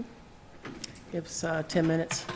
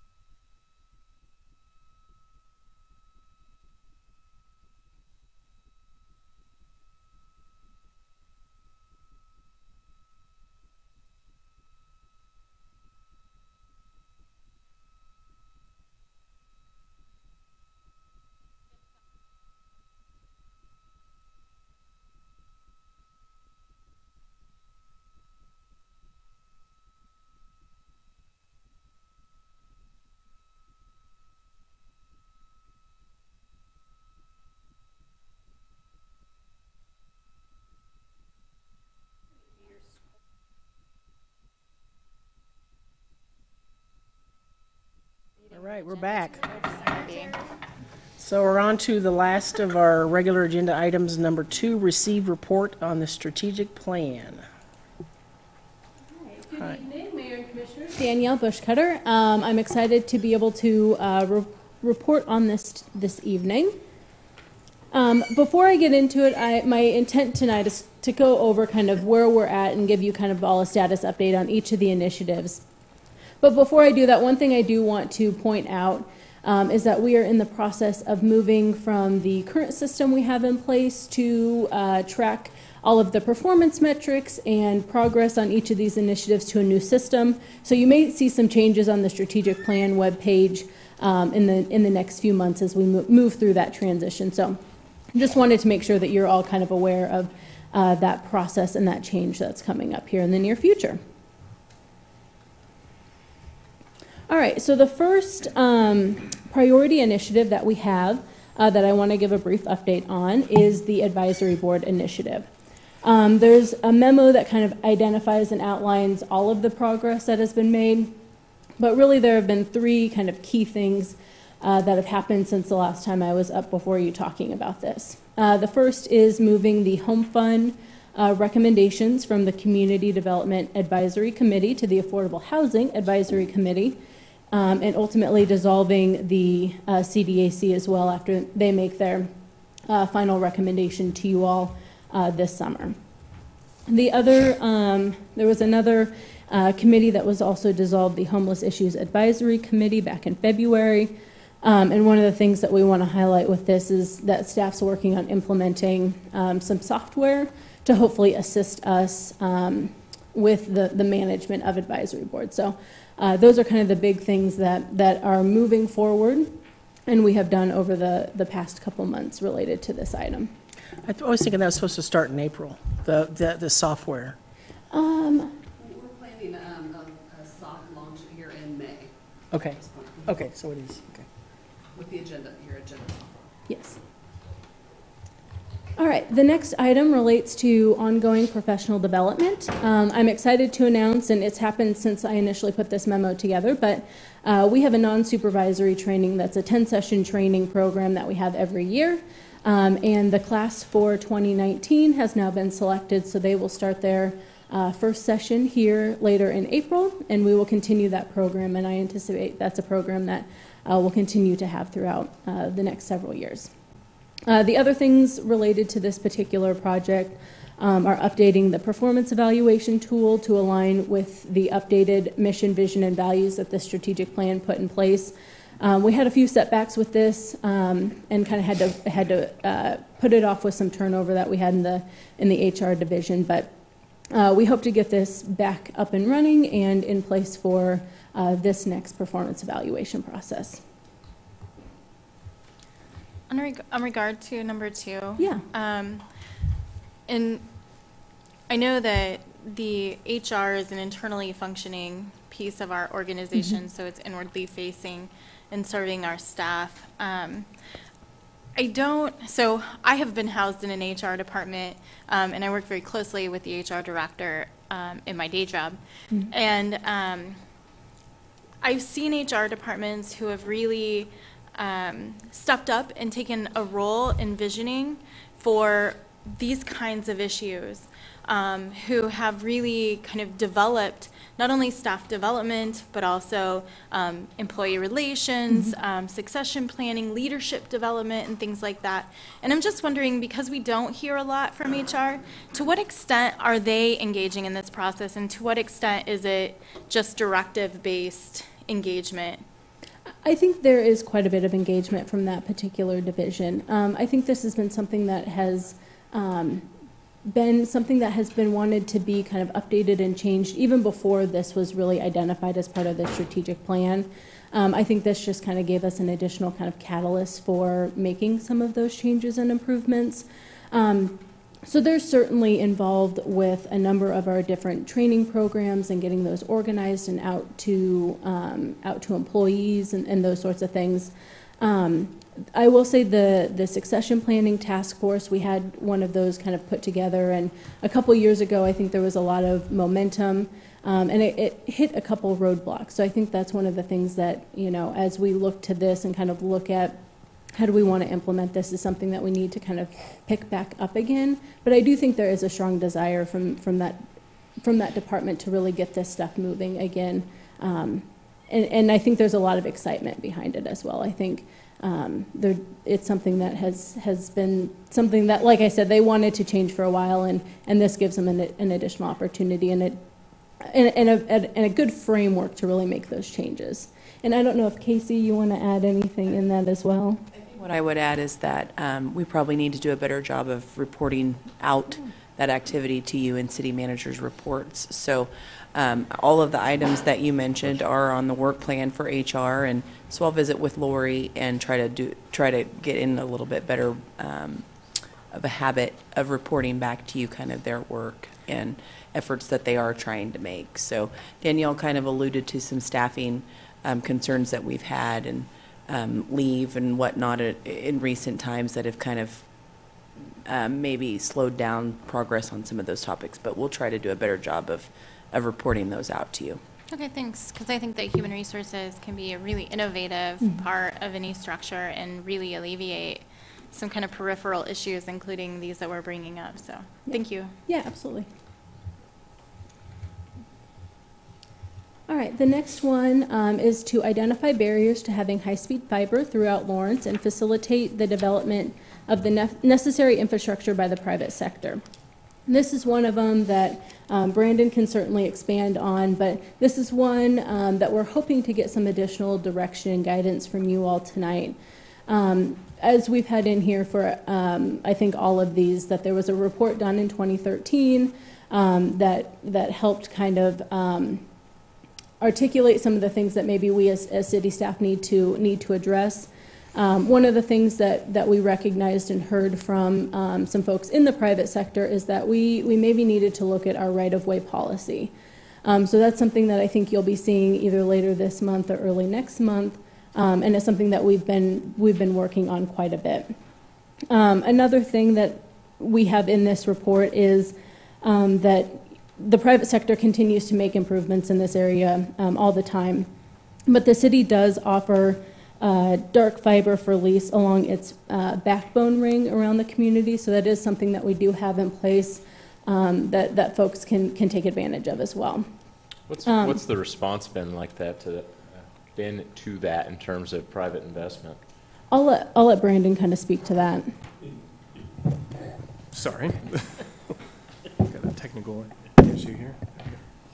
Sorry about that. So the question was about private internet service providers. I know that we offer dark fiber for lease, and I'm just curious if we can. No, we've got two ISPs, internet service providers, that lease dark fiber from us. They initiated those leases immediately within a couple months after the dark fiber policy was approved by the commission.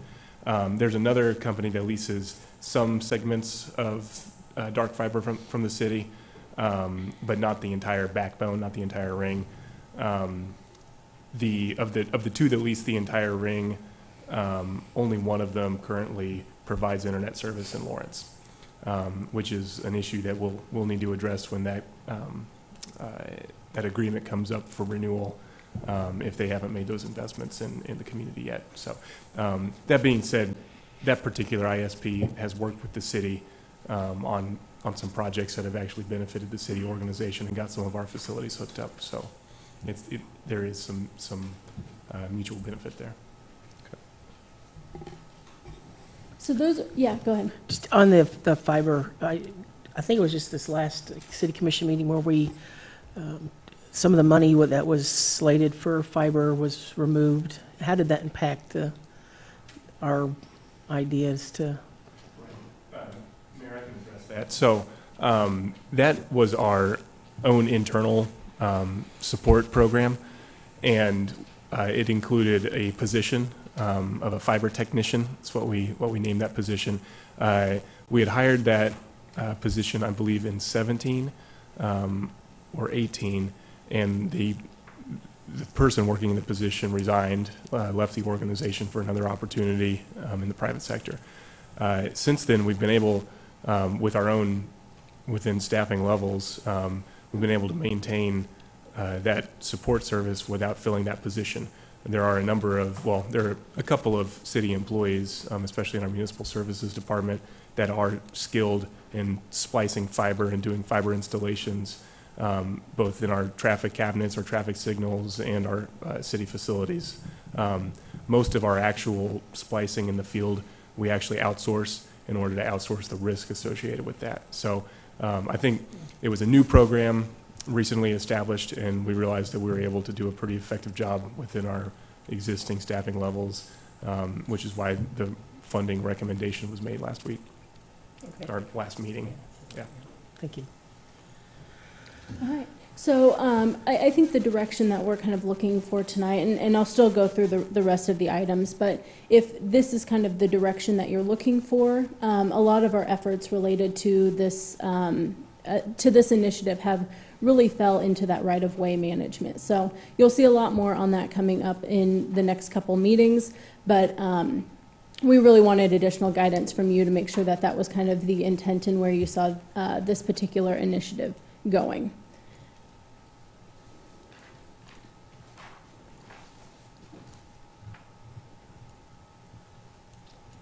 All right, so the next initiative that we had on here was 9th Street as it relates to the strategic plan. Like I've mentioned before, this one is considered complete, and it was the first one that we were able to complete. The next one relates to the facility master plan. This is something that as staff we've really picked up in the last few months, and we've had several internal meetings related to this.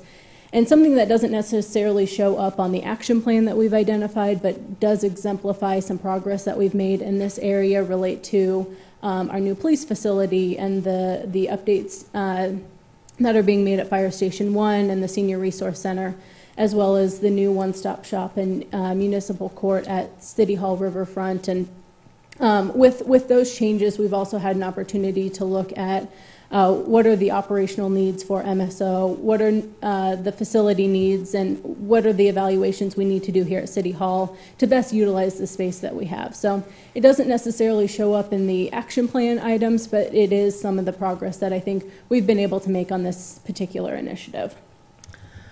Will we actually see a plan at some point as to what's... We are working internally in terms of analyzing the space that we currently have. So I don't think we necessarily at this point have a definitive deliverable in mind. I think we're still kind of in that assessment phase to figure out what we have and what we need. But it is something that we will continue to kind of discuss and talk about. So our goal is to really kind of try to do this in-house if we are able to, instead of, I think initially the idea was we would go out, we would have a consultant kind of facilitate these discussions. But as we've started talking about the police facility and the updates at having the riverfront location, I think we've started to see those things that we initially were really concerned about. We've started to check those boxes off, and we've started to make progress on them. So I think we've internally had the discussions about whether or not we can really have that needs assessment done in-house. So I don't think we've made a definitive answer on that, but will be something that we obviously keep updating you guys on. Okay, so we'll actually see something at some point saying this is where we're at with it? Yeah. Okay.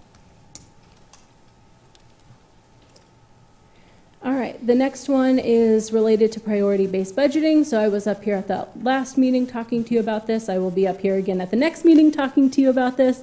So if you have any questions, I'm happy to answer those, but if not, I will skip it and move to the next one. I think you've heard me talk about that quite a lot recently. All right, so number 7 is communicating a long-term financial strategy. So this is something that is, I think, more ongoing in nature than it is something we're ever going to say, yes, we've checked that, we're done with it. But we will continue to have our 5-year financial forecast in our budget documents and available to the public in that capacity. So that's something that we started in 2018 with that budget document and will continue to do. I think it provides a valuable picture as we have those budget discussions. So you can expect to see that in 2020 as well. And then the final one is the downtown master plan. And considering that was just an agenda item, I will also not hash that out again. So I'm happy to answer any questions that you have I know the staff related to these projects are also here if you have specific questions. Yeah. Yes, 3C, the right-of-way policy, you addressed this a little bit, but I know that the two big concerns that I initially had about the right-of-way policy were, first, the level playing field, which you clearly addressed as a priority, and that's excellent. Thank you for doing that. The second one would be in terms of timing. In conversations with one gentleman who's operating ISP here in the community, the time it takes to get permission to lay fiber is a huge barrier. And as a result, this individual ended up kind of skipping Lawrence and built out all of Baldwin City first, which is disappointing, obviously, for us. Is the new right-of-way policy going to address our timing and ways in which we can make this a little quicker? I will let Brandon answer that. He's been a lot more involved. Yeah, that's a good question, Commissioner. I don't want to get too deep into the right-of-way policy discussion tonight, just in the interest of transparency. Save that more detailed discussion for the Sure. agenda that it's scheduled for. But I will say, though, that in thinking about a new right-of-way management program, one of the things that we've been advised both by people who manage right-of-ways in other communities, I think you might know one of them actually, and ISPs or utilities, is that time, that predictable timeline from when they submit a permit application to when it's approved and they're able to schedule the work. And right now, our program is very paper-based. The reviews could, we try to process them as quickly as we can, but it really varies, the timeline of those reviews, and some of that is due to the expectations of what should be submitted with the application, the extensiveness of like a traffic control plan, for example. I think that the policy really addresses a lot of that to make it very predictable for when a permit application will be received and approved. I think in the specific example that you cited, though, I think that may have been more of an issue of the city granting access to the right-of-way. And so if the ISP had a specific fiber run that they wanted to build, there was a specific right-of-way license agreement that was negotiated and developed and drafted with compensation considerations for each specific build-out or project. That particular ISP has, within the last couple of years, obtained a video service provider contract through the Kansas Corporation Commission, which grants, it works essentially as a franchise agreement. So they have citywide access to the right-of-way already. But in addition to that, I think that the new ordinance will make it easier. It's not going to be a piece of cake, but it'll make it easier for new startups, new ISPs, or new utilities to come in and get citywide access. Yeah, I mean, I'm certainly not asking for us just to open up the road and let anyone in, so to speak, but that predictability piece will be huge. Exactly. That being able to come to the table with everything you need on day one as opposed to the constant back and forth, I think will enable a lot more efficiencies and predictability. Exactly. So. And that goes both ways. The staff is looking forward to that as well. Right, so. I believe that. So. I think we're all looking forward to better maintenance of these right-of-ways. Right now, you can go out and walk the streets in town and see damage that has occurred all over the place and really question, who actually was responsible for that damage. A lot of times, those repairs come back to the city to take care of eventually. So part of this right-of-way policy is to put responsibility where it belongs and not on the back of the taxpayer. That's good to hear. So I wasn't part of these conversations, obviously, as the strategic plan was developed. And so I appreciated the question of whether or not digital inclusion was something that the commission would like to consider. I can't speak to the intent of the original strategic plan because I wasn't there, but I am interested in looking at that, and if it wasn't the commission's intent when that was created to address that issue, it's certainly something that I would like to bring up in our next strategic planning session. Which is this fall. Correct. I'm very excited. Mayor, if you don't mind, I might make a comment in response to that, and that's why I put this in Danielle's memo, that note about digital inclusion, because I started getting the sense that maybe the commission was interested in having a discussion beyond just those issues that are directly within the city purview, such as the right-of-way management. And that would touch on, other community anchor institutions like the school district or the libraries. And so then I think that becomes more of a discussion of kind of a coalition approach. I think that's beyond the scope of what we're trying to accomplish with this iteration of the strategic plan, but it would be a great discussion for the fall.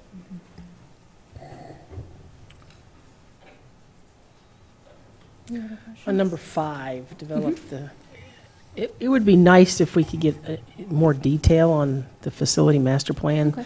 You've indicated that you've had a lot of conversations, and I appreciate that. And I know we've got a lot of different things going on with the one-stop shop and the fire, or the, not fire, the police facility. Can we get any more discussion or a memo or something to kind of give me an idea?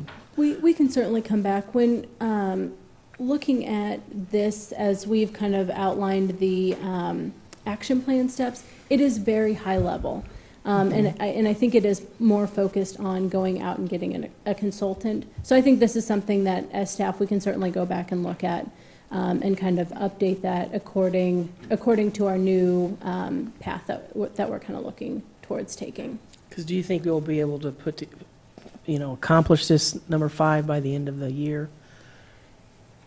I don't know. I think it depends on the extent that you're looking for.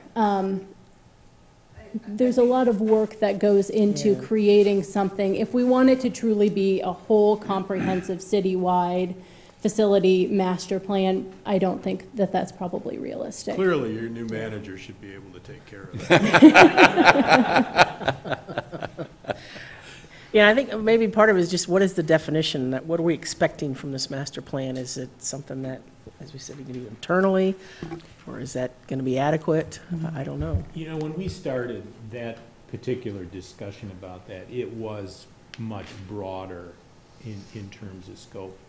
And then immediately, some of the opportunities that were contemplated to be a part of that more comprehensive plan, the one-stop shop, fire service, senior center, maintenance facilities. We have some very specific ideas about those, the police facility.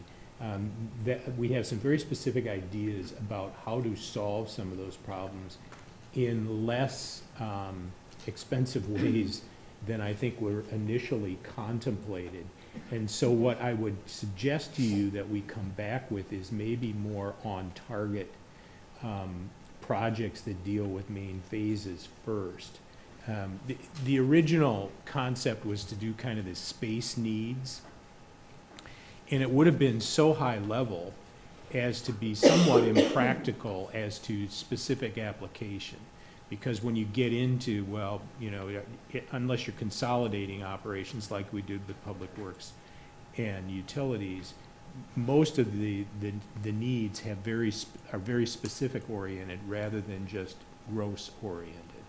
And so it really came down to a decision that it was probably not a good investment of money to do this overarching kind of plan at this point, and look at more of the specific needs that we have to, on a specific basis, and then aggregate those, and then maybe back up for the longer term view. But we're making so much progress, I think, on actually taking care of the end product rather than jumping back into the planning, that we really felt we should head in that direction. And maybe we can summarize that into clearer thoughts than I just expressed to you. Yeah, I think that would help me out, is just to get a little bit more detail, because it seems like this is pretty much what we hear each time you come forward to this. Well, we're doing this. I guess I'd like to throw out that I think that the move to a 5-year CIP has addressed some of these issues, because that's something we were not doing at the time that we did the strategic plan, I don't believe. That's right. So that we can see what the forecast is. Now, how accurate the forecast is, we don't know, but, you know, at least we're doing that exercise, and that is definitely in this ballpark. Right. But you know, when you talk about, for example, like fire medic facilities, you have to evaluate that particular area of service for that specific area, and then geographically try and place, you know, where we expect growth to go to, and when we would actually consider such an expansion in that regard. To do some overarching plan for space needs, I just don't think that that's, you know, you can't get down into all that kind of detail. You might as well do the detailed plan for the particular service area that you're talking about. So yeah, and that's where we started, and now we've kind of evolved into more addressing the specific service deliveries that we have. You know, and I appreciate, yeah, we've got the CIP, which has been a great planning tool for it, and it will continue to be a good planning tool, but it's got so many moving parts to it. How do you see that it's actually addressing what we need for facilities, what we need for our maintenance plans? You can't see that with all those moving parts. I can't see it. And I would say to you that obviously we couldn't see that, because one of one of the areas where I think we have been we've missed the need is in the maintenance yards that we use now. Mm-hmm. They're just not efficient, and we had, you know, different cost centers moving in their own direction, like part of the solid waste operation moving, you know, north of the interstate. And whether that was, you know, whether that was looked at in total rather than just a very, very narrow scope for that. So there is a need to do some gross evaluation, but not to the extent that we were talking about. So okay. It would just be nice to see something so that yep. we can evaluate it. Appreciate it. Thank you. Would you be willing to talk a little bit about the process that you vision us engaging in the fall? Diane, do you want to talk a little bit about that? Well, I think one of the things, commissioners, you might want to, you know, kind of be thinking about is, originally I think the manager had kind of proposed that this might be something that would be a December item. So in between an election and the seating of the new commissioners. But you might want to talk about whether you want to have that in December or whether you want to have it in January after a new commission is seated. I think that either way could be beneficial on that handoff issue. yeah, you know, you have that lame duck period in there, and it seems to me that while you have commissioners that voluntarily are moving off, okay, there's a likelihood that you can have a, you know, a congenial, you know, relationship between them and the newly seated, whereas if it was a hard-fought battle, it might be a little more difficult. But that's kind of a gap period where you could be pulling that together. Now, clearly, the next commission is the one that's actually going to be adopting what that strategic plan is like, or the plan itself. So, but I think that kind of transition period has some building potential, because you have the experienced commissioners who will continue on, and experienced commissioners who choose to go off, and then brand new commissioners. And why not have that conversation amongst all of them? You know, I dealt with this before with a very similar situation where you had this kind of this turnover of this lame duck period, and it worked actually pretty well. If somebody, you know, if somebody's going off and chooses not to participate, fine. There's no reason you can't invite the newly electeds in, get them started on kind of that long-term visioning. They were just out amongst your public, like anybody else that was running for office, right? Getting a lot of feedback from the public. So you've got, you know, you have some pre-survey kind of information there as well. So I don't think that's a bad, you know, way to go. Or you can kick it until after the first of the year, but there's kind of a lull there from what I recall of, you know, that time of the year that you could probably pull that together. The other thing I would add is, you know, I think having a facilitator was very helpful in putting together the plan this time. And there may want to be some discussion amongst the commission about whether you know, to what extent do you want to revisit the whole plan, or do you want to do a smaller update, which may inform, you know, a scope that we might do with a facilitator? But those are some things that I think can be discussed between now and then amongst the commission about how you wish to proceed. Yeah, there are a lot of options. Whether or not you want to go metro, macro, or micro, or you know, some of these have solutions and can say, check, we've done this, and others are more open-ended. So it seems like, and maybe that was intentional to not have that consistency, or maybe it was just like, well, this is what's on our minds and what we want to do. But I think that there are lots of opportunities, and it might not just look like one sheet of paper, or it could, right? And so I really like processes like that, and I think it's valuable. I definitely lamented not being able to be a part of a voice in that, and I'm the only new commissioner, so kind of the only person who could speak to that. At the same time, I was invited to speak to it, but I wasn't seated, and I was giving public comment essentially. Additionally, though, I wasn't grounded in this side of things at that point either, so I think that there are benefits and detriments to that. Yes, I had been out in the public, but I also hadn't had the practice of gaining, you know, my own standing within a group. So I think that you're right, there are a million ways we could do it. We just have to decide how we want to. Yeah, and I think the point you bring up is really good too, about some of them are ongoing in nature, some of them you can check off and say that we're done and we've completed them. So I think that'll be another conversation that as we look at updating this is something that we can continue to have too, because we may still want to say we want that 5-year financial forecast in our budget documents year over year, but do we need to have it in the strategic plan? So I think those are some of the things that you all can kind of think about as between now and when we have that discussion about how we want to reevaluate this. Yeah. I would strongly recommend, though, that you consider a facilitator again.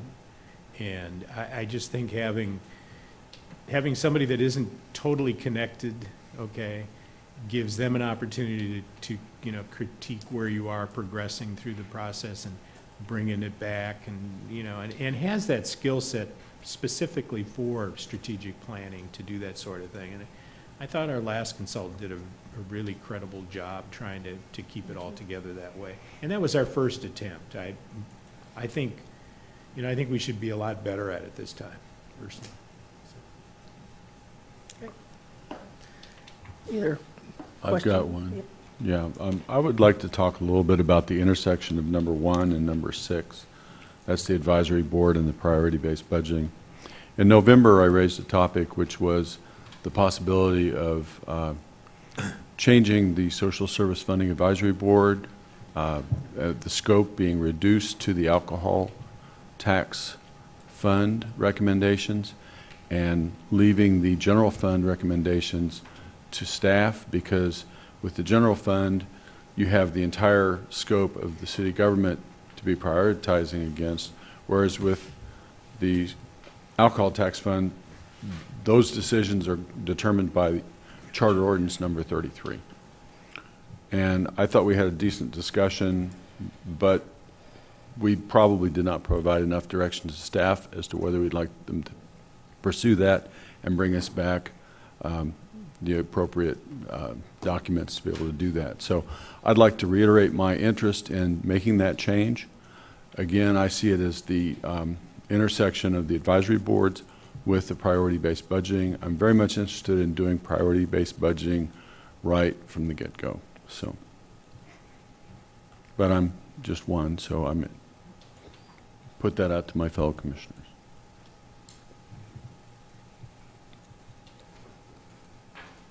I'm interested in hearing more about it or having further discussions on it, because I do think that as we continue forward with priority-based budgeting, that the more programs we can get in line where the actual spending, we know where the fund's coming from and how it's actually being spent, and that's divided out from other types of funding, such as like the general fund. I think it just gives us a better process and a better idea of how we're tracking this money and how it's being allocated. So I'm interested in having some more of a discussion on that. I would be interested in hearing the pros and cons of that, for sure.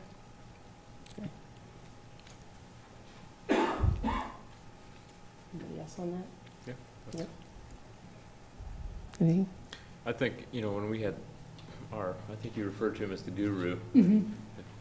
One of the things that was interesting that he mentioned was of all the, he had a graph, and I'm struggling to remember the numbers, but it essentially said of all the communities he goes to, this many embraced it at this level, this many, and obviously as the depth of priority-based budgeting increased, the number of communities that actually fully embrace it decreased. And I certainly am interested in being one of those communities that really fully embraces it. I don't think you can do that from the get-go. It's a kind of a tiered system, so to speak. But ultimately, long-term, as we talk about a strategic plan and everything else, that would be my ultimate desire, would be to be one of those communities that actually fully embraces the concept and takes it as far as you can. So any conversations we can have along the way to further implement that, I think, are worth having. Anything?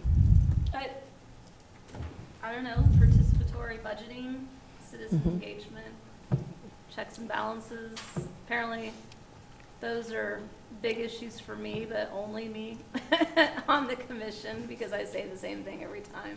So obviously, when you wish to have that conversation, we need to discuss how we're going to replace those if we do dissolve it. I'm not saying I want to dissolve it, but I mean, engaging our citizens through the budget is extremely important, and it's not something I'm just gonna roll over and do. So. I guess I'm not talking about dissolving it, I'm talking about changing the scope and leaving it with Charter Ordinance number 33 in the alcohol fund. Commissioners, would it be helpful then if we put together a memo that kind of outlines some pros and cons related to this issue and then schedule it back on for further discussion? Yeah, I think that would be real helpful. Yeah. Okay. Give us a better idea. Like the CDAC, I'd like to see the actual board that's being impacted tell us what they think, not just they're informed of it by staff and make it seem like a done deal. But I actually want their serious feedback on these kinds of things as a dialogue, a discussion. So we could have that be part of it? Yes. We could Sure. get their thoughts and report it as well? Yeah, I think that would be good. Okay. And when I'm back next week to talk about PBB, I'll kind of highlight how we have the program that we have related to kind of that outside agency support. So right now we have it as kind of one big program that has the social service, it has the general fund, special alcohol fund, and I think, and this is just me going off the top of my head, but I think the housing funds is in that program as well. So I'll highlight that as well next week. Thank you. So is that enough direction on? And how we replace participatory budgeting? Are we going to talk about that? What do you mean? I guess perhaps for the next commission, they have to decide if participatory budgeting and citizen engagement is an important issue for them. And I think part of the intent with priority-based budgeting was to help articulate the budget in a different way that hopefully is a lot more kind of public-friendly than how we have done it in the past, to hopefully try to improve that engagement. So hopefully it's a lot more interactive than talking about the budget in terms of department or in terms of the various funds that we have. So hopefully it is kind of a step to getting it communicated to the public in a different way. So Well, what that will look communication, like. I understand, but I mean, I'm actually talking about participatory Which budgeting. is different than what we're doing. So, Obviously. Yep. Very different. Okay. Anything else on this? Okay, thank you. Thank you. Public comment? Open it for public comment? Nope. Back up here. I don't think we've got just receive the report. Direct staff, you good on that? And thanks for making this an item that we can kind of, it's not 11 o'clock and. Makes a whole lot more sense when you're awake. Right. All right, so we're on to commission items. Do we have any future agenda items that anybody wants to add? I don't know if this is an other item or a future agenda item, but the experimental bike boulevard designs, the one in particular that has to do with 13th and Connecticut, I had no idea. I don't remember us discussing publicly that we'd be turning a 4-way intersection into a 2-way intersection. So I'm really concerned about how that happened. Was there a public process I'm not aware of? And when does the experiment end is what I hear from people. Thursday. Okay. No, it was a 2-week pop-up demonstration. It's actually a very common thing that other communities do when they're contemplating alternative design options for pedestrian and bicycle facilities. I understand it's controversial, but you know, what you're doing essentially is reprioritizing the use of the street. And there's a lot of motorists and not as many people who ride bikes and walk along the street. So some of the pushback, I think, was expected, but that particular one, we saw some behavior there that was quite frankly unacceptable. So it did get a little bit hairy. But there's going to be a presentation of the final design for the 21st and 13th Street Bike Boulevards made, I think, just actually in the next month or so. And the feedback that's been gathered through this pop-up demonstration process will be part of that presentation as well. Can you talk about public process leading up? There was a design contract that the City Commission considered with Alta, the consultant, several weeks ago now, and I'm sorry I'm blanking on dates, but this has been part of an ongoing process dating clear back to the budget process where the pedestrian and bicycle facilities CIP budget was funded, and then the Transportation Commission went through a prioritization process and prioritized these two projects amongst a whole list of all the pedestrian and bicycle projects that have been identified. But I don't remember reading anywhere that we were turning a 4-way intersection into a 2-way intersection. That particular design wasn't considered by the City Commission, but the pop-up demonstration was part of Alta's contract, the design consultant's contract. Let's have more public process, perhaps, before we do such a dramatic change to an intersection. I was under the, I had the idea that we were actually addressing more kind of lengths of streets and not so much as the actual intersections in such a dramatic way. And so, you know, even when I saw the picture first come up on Twitter, like, I had to study it. I had to actually drive through it to even understand what on earth was going on with it. And that just was not a very good rollout. I'll just say that. If even I can't figure it out, you know? So, I mean, the funeral, there's a funeral route that goes down 13th Street. Was that discussed with them beforehand? It was, yeah. And they I said think that Larry was just McElwain actually fine? submitted correspondence on the commission's agenda on that particular issue. I'm sorry, what was that? I think Larry McElwain actually submitted correspondence on that particular issue when the commission considered the design contract. Did he know we were turning a 4-way intersection into a 2-way intersection? He knew that we were turning 13th Street into a bike boulevard. Yeah, see, there's So- the disconnect, I think, is that the scale of what we were talking about was not very well understood. Because that's a very major shift. Well, it's a local residential street. Connecticut Street? No, 13th Street. And so But it's a snow route, so it's not that downgraded of a street.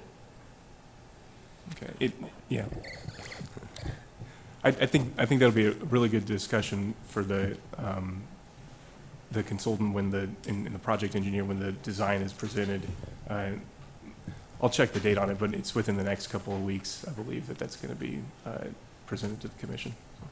And then also, of course, I've been driving a lot of Uber lately, which is why I even noticed these things, is that 21st and Iowa, for a while there, the left turn lane onto Iowa from 21st Street was blocked off by a lot of pylons, and then that was removed today. Because when I first went through, it was like, oh, this is so much safer, people can't turn left. And then I went through it today, and it was like, oh, it's back to... Right, that was blocked off as a result of an operational impact assessment that the design consultant for the 19th Street and 23rd Street projects engineering staff, police, fire, and a couple of other city departments went through.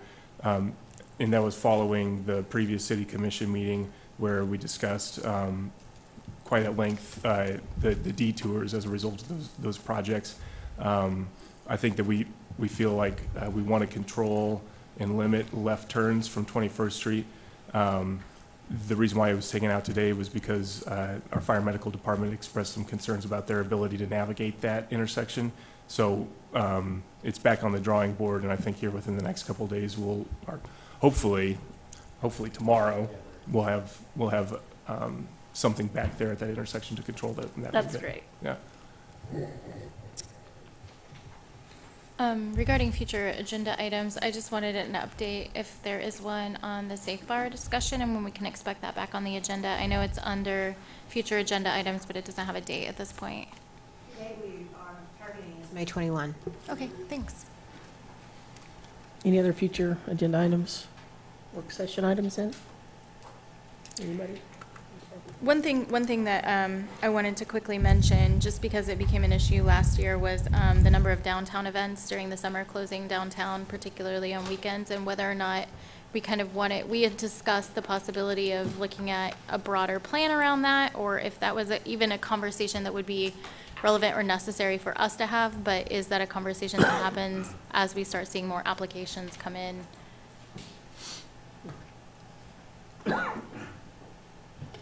I just noticed that we've had a couple of requests. They're not specifically downtown, actually. Some of them are in North Lawrence, which is, future going to be downtown. So how do we address those? Maybe a policy is too. I don't know. It's just, is it first come, first served? Is it X number of weekends a summer? Is that even a conversation that we need to be having? Question. What do you guys, any thoughts on that? I guess something similar was we were looking, well, let me restart that.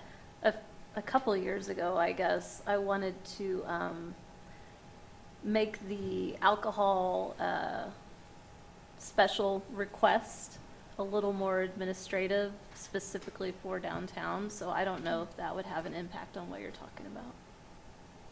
I feel like Brandon was working on that a little bit to try to make more of a... Well, on the alcohol piece, we have to pass an ordinance to have alcohol in the street. We did get rid of the public hearings that we were having because that was related to being within so many feet of a church or school. Okay. But we'll still have to have the alcohol ordinance on there because we're required to do that it's in state statute. So to serve, we basically are passing an ordinance so that lifting that restriction of having alcohol in the public right-of-way for that short period of time. Mm-hmm. So we can't really make any change to that I'm aware of. I don't know if that was tangential to what you're referring to. No. Okay. Okay. Any other items? So on April 23rd, I am scheduled for a ribbon cutting for We Are Service. CLEs are due in June, and I'm signed up for an all-day CLE in Topeka that day. I know I kind of feel horrible bringing this after Matthew asked for someone to cover his, and nobody was able. But if anyone is available on April 23rd to take that ribbon cutting, I would be very grateful so that I can remain licensed. 11:30. I'd have to look at my calendar. That's right, when I'm out of town. Okay. I might be able to.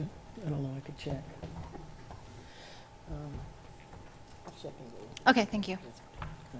Rather than missing it, but Commissioner can't attend, you can always ask us to designate a staff person too.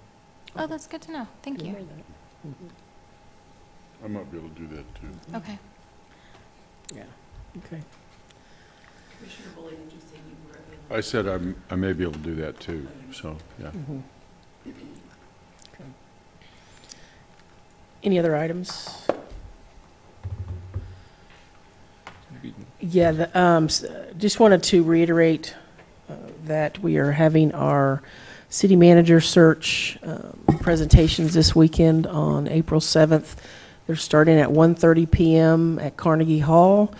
Each candidate will have an opportunity to give a presentation for half an hour, and then there'll be a half an hour of public engagement where the public can ask any questions. So each candidate will have that opportunity. And that we will be video recording it. Correct, Tony? We're going to video record that. And it should be a good process. I'm really looking forward to it. We've got some sharp candidates. The candidates will also be staff will take candidates around to tour the city while this whole process is going on. So we'll have an opportunity to have that happen too. And then on Monday we will have interviews with executive staff. The candidates will in the morning and the afternoon we'll have the commission interviews, final interviews. So is that about everything, Connie? Okay, thanks. Okay, anything else? We'll go on to city manager's report. You ready? Okay, I'm going to go off script just a little bit to begin with. We were visited by the Kansas Supreme Court here on a couple days this week, and for those that had the opportunity to attend Monday evening, they heard open arguments at the Lead Center, which was, you know, it's one of those things that you may only get to do once in your lifetime. And so I think there was like 700 people that showed up for this event. And coincidentally, one of the cases that we heard oral arguments on was the case of involving the city of Topeka in a couple of operations, Vape Bar Topeka and Puff and Stuff, LLC. And it relates to the city of Lawrence in that our own city attorney had advised the city commission to hold on increasing or decreasing, I don't know what it is at this hour, but the age limit from 18 to 21. And that is the nature of the case that's being argued. But it goes to home rule, and it goes to whether we were preempted from engaging in changing that law here locally. And so it was a fascinating discussion back and forth. And then there was a second case that we heard argued, and that was actually a murder conviction. And it got a little more graphic than I think most people needed, but it's what they deal with. This morning we were invited, a number of us showed up, we were invited to a breakfast with the Supreme Court justices, and it was another opportunity to engage with them. And I think, you know, the thing that I take away is that so many people don't understand, you know, how the systems of government work, and they were so willing to share, you know, exactly what they did, how they did it, you know, the complexities of their job, and bring it out to the public. And you know, it's just I thought it was a wonderful example of government showing what they do and how they do it. And from my standpoint, they're to be commended for that kind of engagement. I thought it was wonderful. So, I might add that I talked to the Chief Justice this morning, and he said he specifically picked that case for Lawrence, knowing that issues here regarding the tobacco 21, Great. T21. So that was interesting. yeah, it was well worth the while to attend. A couple other things, letter in support of higher education funding. The Chamber was rallying a number of the businesses locally, and we agreed to sign on to it. It wasn't a big leap of faith for us to do that because, of course, it was included in our annual priority statement on legislation. There were some comments about our sidewalk hazard mitigation program, and what I will be directing is that staff reach out to the individuals that were here tonight and attempt to address any more questions that they had.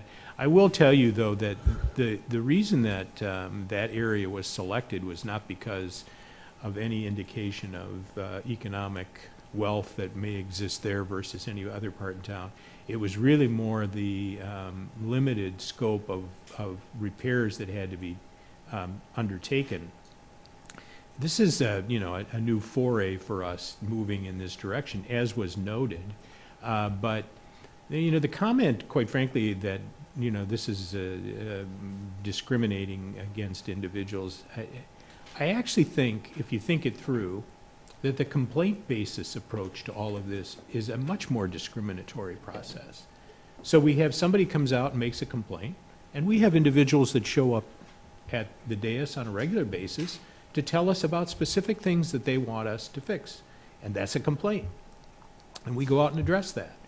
Well, for example, on a sidewalk, you can have a complete block, okay? There could be half a dozen incidences requirement.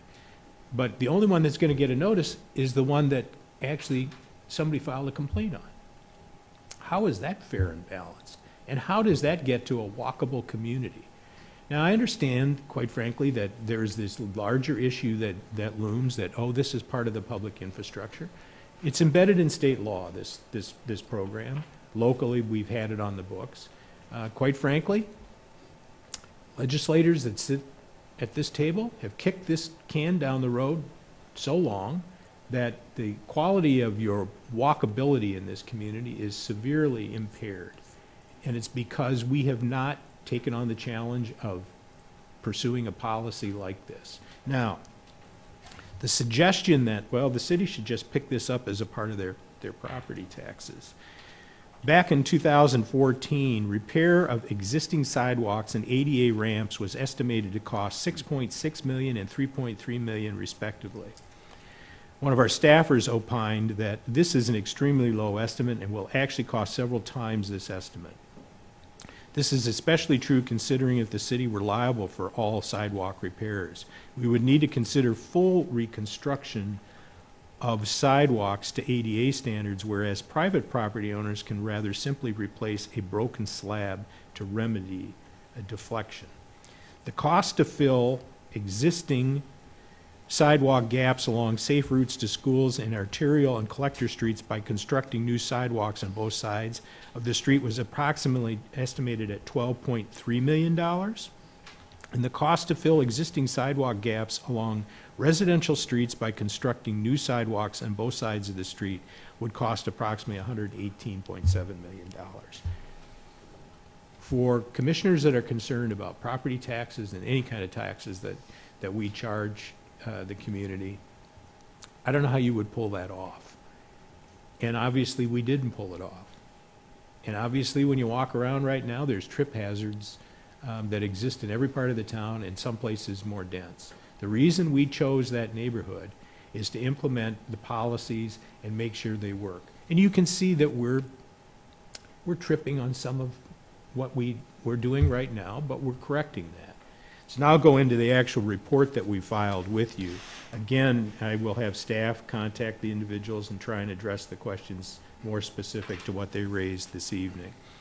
The hazard program can be found on our website, lawrence.org, sidewalk -hazard. The website contains program background, email address, standard specifications for sidewalk construction, the city contractor contact information, a map with photos of the defects of the properties, financial assistance applications, 34 frequently asked questions and answers. Program status: the City Commission awarded the bid to USA Concrete on March 19, 2019. There were 430 sidewalk hazards identified. 80, and I can guarantee that when we move into some of the other areas that we will in subsequent years, those numbers will go up.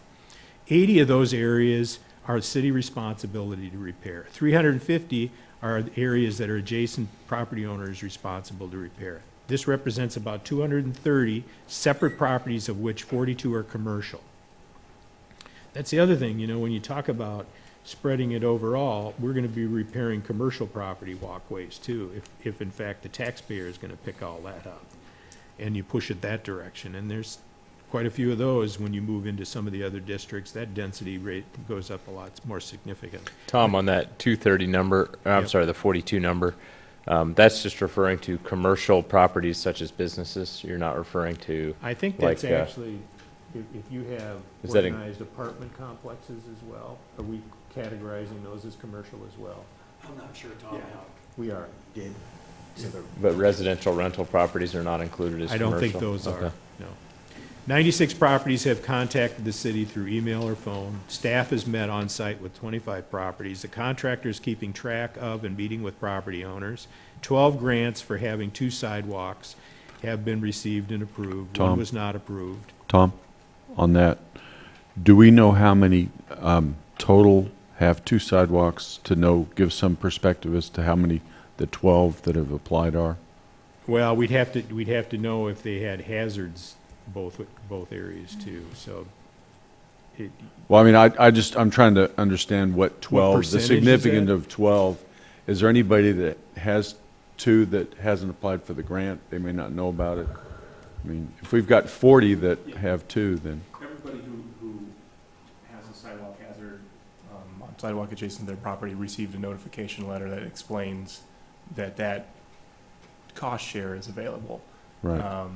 So if they maybe haven't opened their mail, then they may not know, but Right, everybody's yeah, been that's why received I'm trying to notification. ask how many we're talking, if it's 12 out of 13, that's one thing. If it's 12 out of 50, that's another. So Right. that's what I'm interested in find out. One application for financial aid based on income has been received and is being reviewed. We have found 4 sidewalk hazards that were inaccurately addressed to a neighboring property. Corrected letters will be sent out. Pre-construction and notice to proceed should be complete the week of this week. Second notices will be mailed in mid-April. So that's kind of where we're at with that project. Like I said, we will get more specific with the persons that came forward this evening to address those issues. So how are we working with people who are indicating that they can't even get a contractor out there in a timely manner to meet that 60 Our day? contractor is available for them to have that work done through our contractor as well. Well, what we heard tonight, and what actually I've gotten emails on, is that they can't even get a contractor to come out and It's look not at an it. uncommon claim. I think we obviously, as Tom mentioned, we're going to look into that and see what the contact problems have been specific with that resident. If persons are contacting you, have them send an email either to you and forward it to us, and we'll make sure that they get contact. Sorry, Tom. Actually, just refer them to the website because that's where the information is at. And we have Is an there a email. contact Well, there? yeah, we have an email address set up, and if you click on it, it pops up an email. And it's ready to send to the program manager, and it says sidewalk hazard mitigation question. And that's really the best way to do it, if not calling. As long as the staff is aware that somebody has a call into the contractor, we'll be flexible with them. I think what raises people's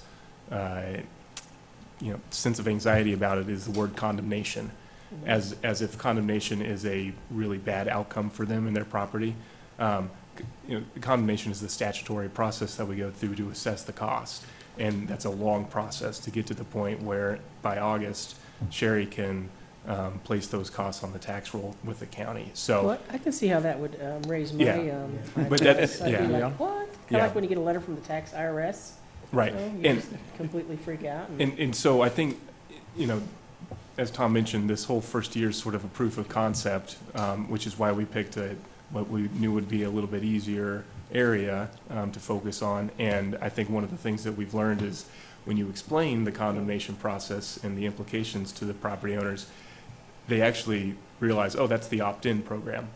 And so I think maybe we have a messaging or marketing improvement that we can make going forward and give people the opportunity to opt in, let the city schedule it with the contractor, get the contractor rate. They don't have to worry about it. So, because when you're replacing just 1 or 2 slabs, it's not, it's a cost, but it's a reasonable cost that you would So expect. what's the estimate of a slab?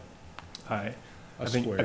one 5x5 4-inch is about $175. What is it? Wasn't it like something like $8 a square? Is it 8? Yeah, I think that's the biggest concern I've heard is just the 60 days. Folks are getting a little antsy about being able to meet that and concerned what's going to happen. Yeah, because when we originally unveiled the program, we had talked about, the original staff memo had said $6 a square, and we couldn't find a single contractor that actually told us that was possible. And then, there's a different price for sidewalks that will go across private Right. 6-inch, yeah. This is thicker. Mhm.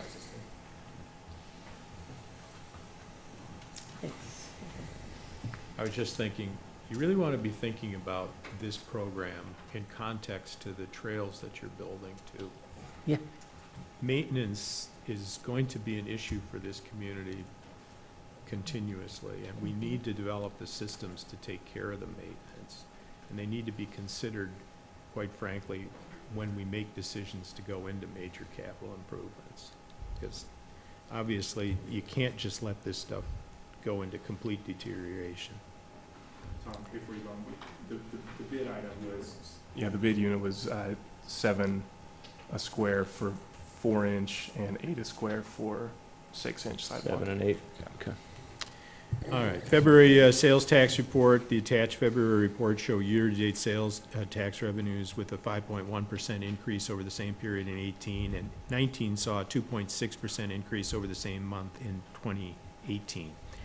Transit amenities update. The 2 tables that we've attached provide further clarification on the potential locations for transit amenities. The first table is a listing of current bus stops that have passenger activity of 25 or more boardings a day or are expected to reach this level of activity in the near future. The second table is a listing of current bus stops that have been determined to need additional amenities. Additional concrete will need to be poured at most of these locations in order to maintain ADA standards for sidewalk width and design. Our evaluation of passenger activity does not differentiate by type of person using the stop. This would be a direct conflict with federal civil rights laws, regulations, and requirements. However, we do take into consideration as to whether the stop is on university property. In that case, amenities are provided by the university. Infrastructure and amenities not on campus are generally provided by the city. In terms of future agendas, as noted on April 9th, we have an executive session and the combined work session. The work session includes priority-based budgeting, climate protection plan update and sustainability update, master plan overview and overview of infrastructure-related master plans. This was something the commission had previously requested. On 4/16, for the future agenda, we'll receive the presentation from the KDOT with an update on the supplemental environmental impact study for the west leg of the South Lawrence Trafficway. Consider the following items associated with the international building codes, building code advisory boards, and construction licensing. Consider establishing licensing requirements for roofing contractors, which would be a first, and adopt ordinance on first reading. Adoption of 2018 International Construction Codes, first reading of ordinances. Adoptions of 2019 International Fire Codes, first reading of ordinances, consolidating of trade boards. Right-of-way ordinance and administrative regulations. And that's my report for this evening. Okay, any public comment on that? No? Okay. All right, so we're down to our meeting list.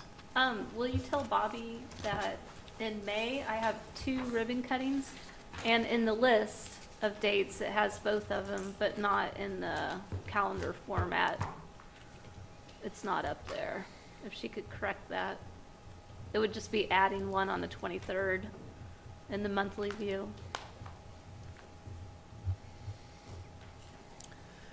And I have, on May 21st, I'm going to be out of town, which is our city commission meeting evening, so that will be your opportunity to jump in. Okay. I like that framing. Okay. I think that's it. Anything else on the calendar?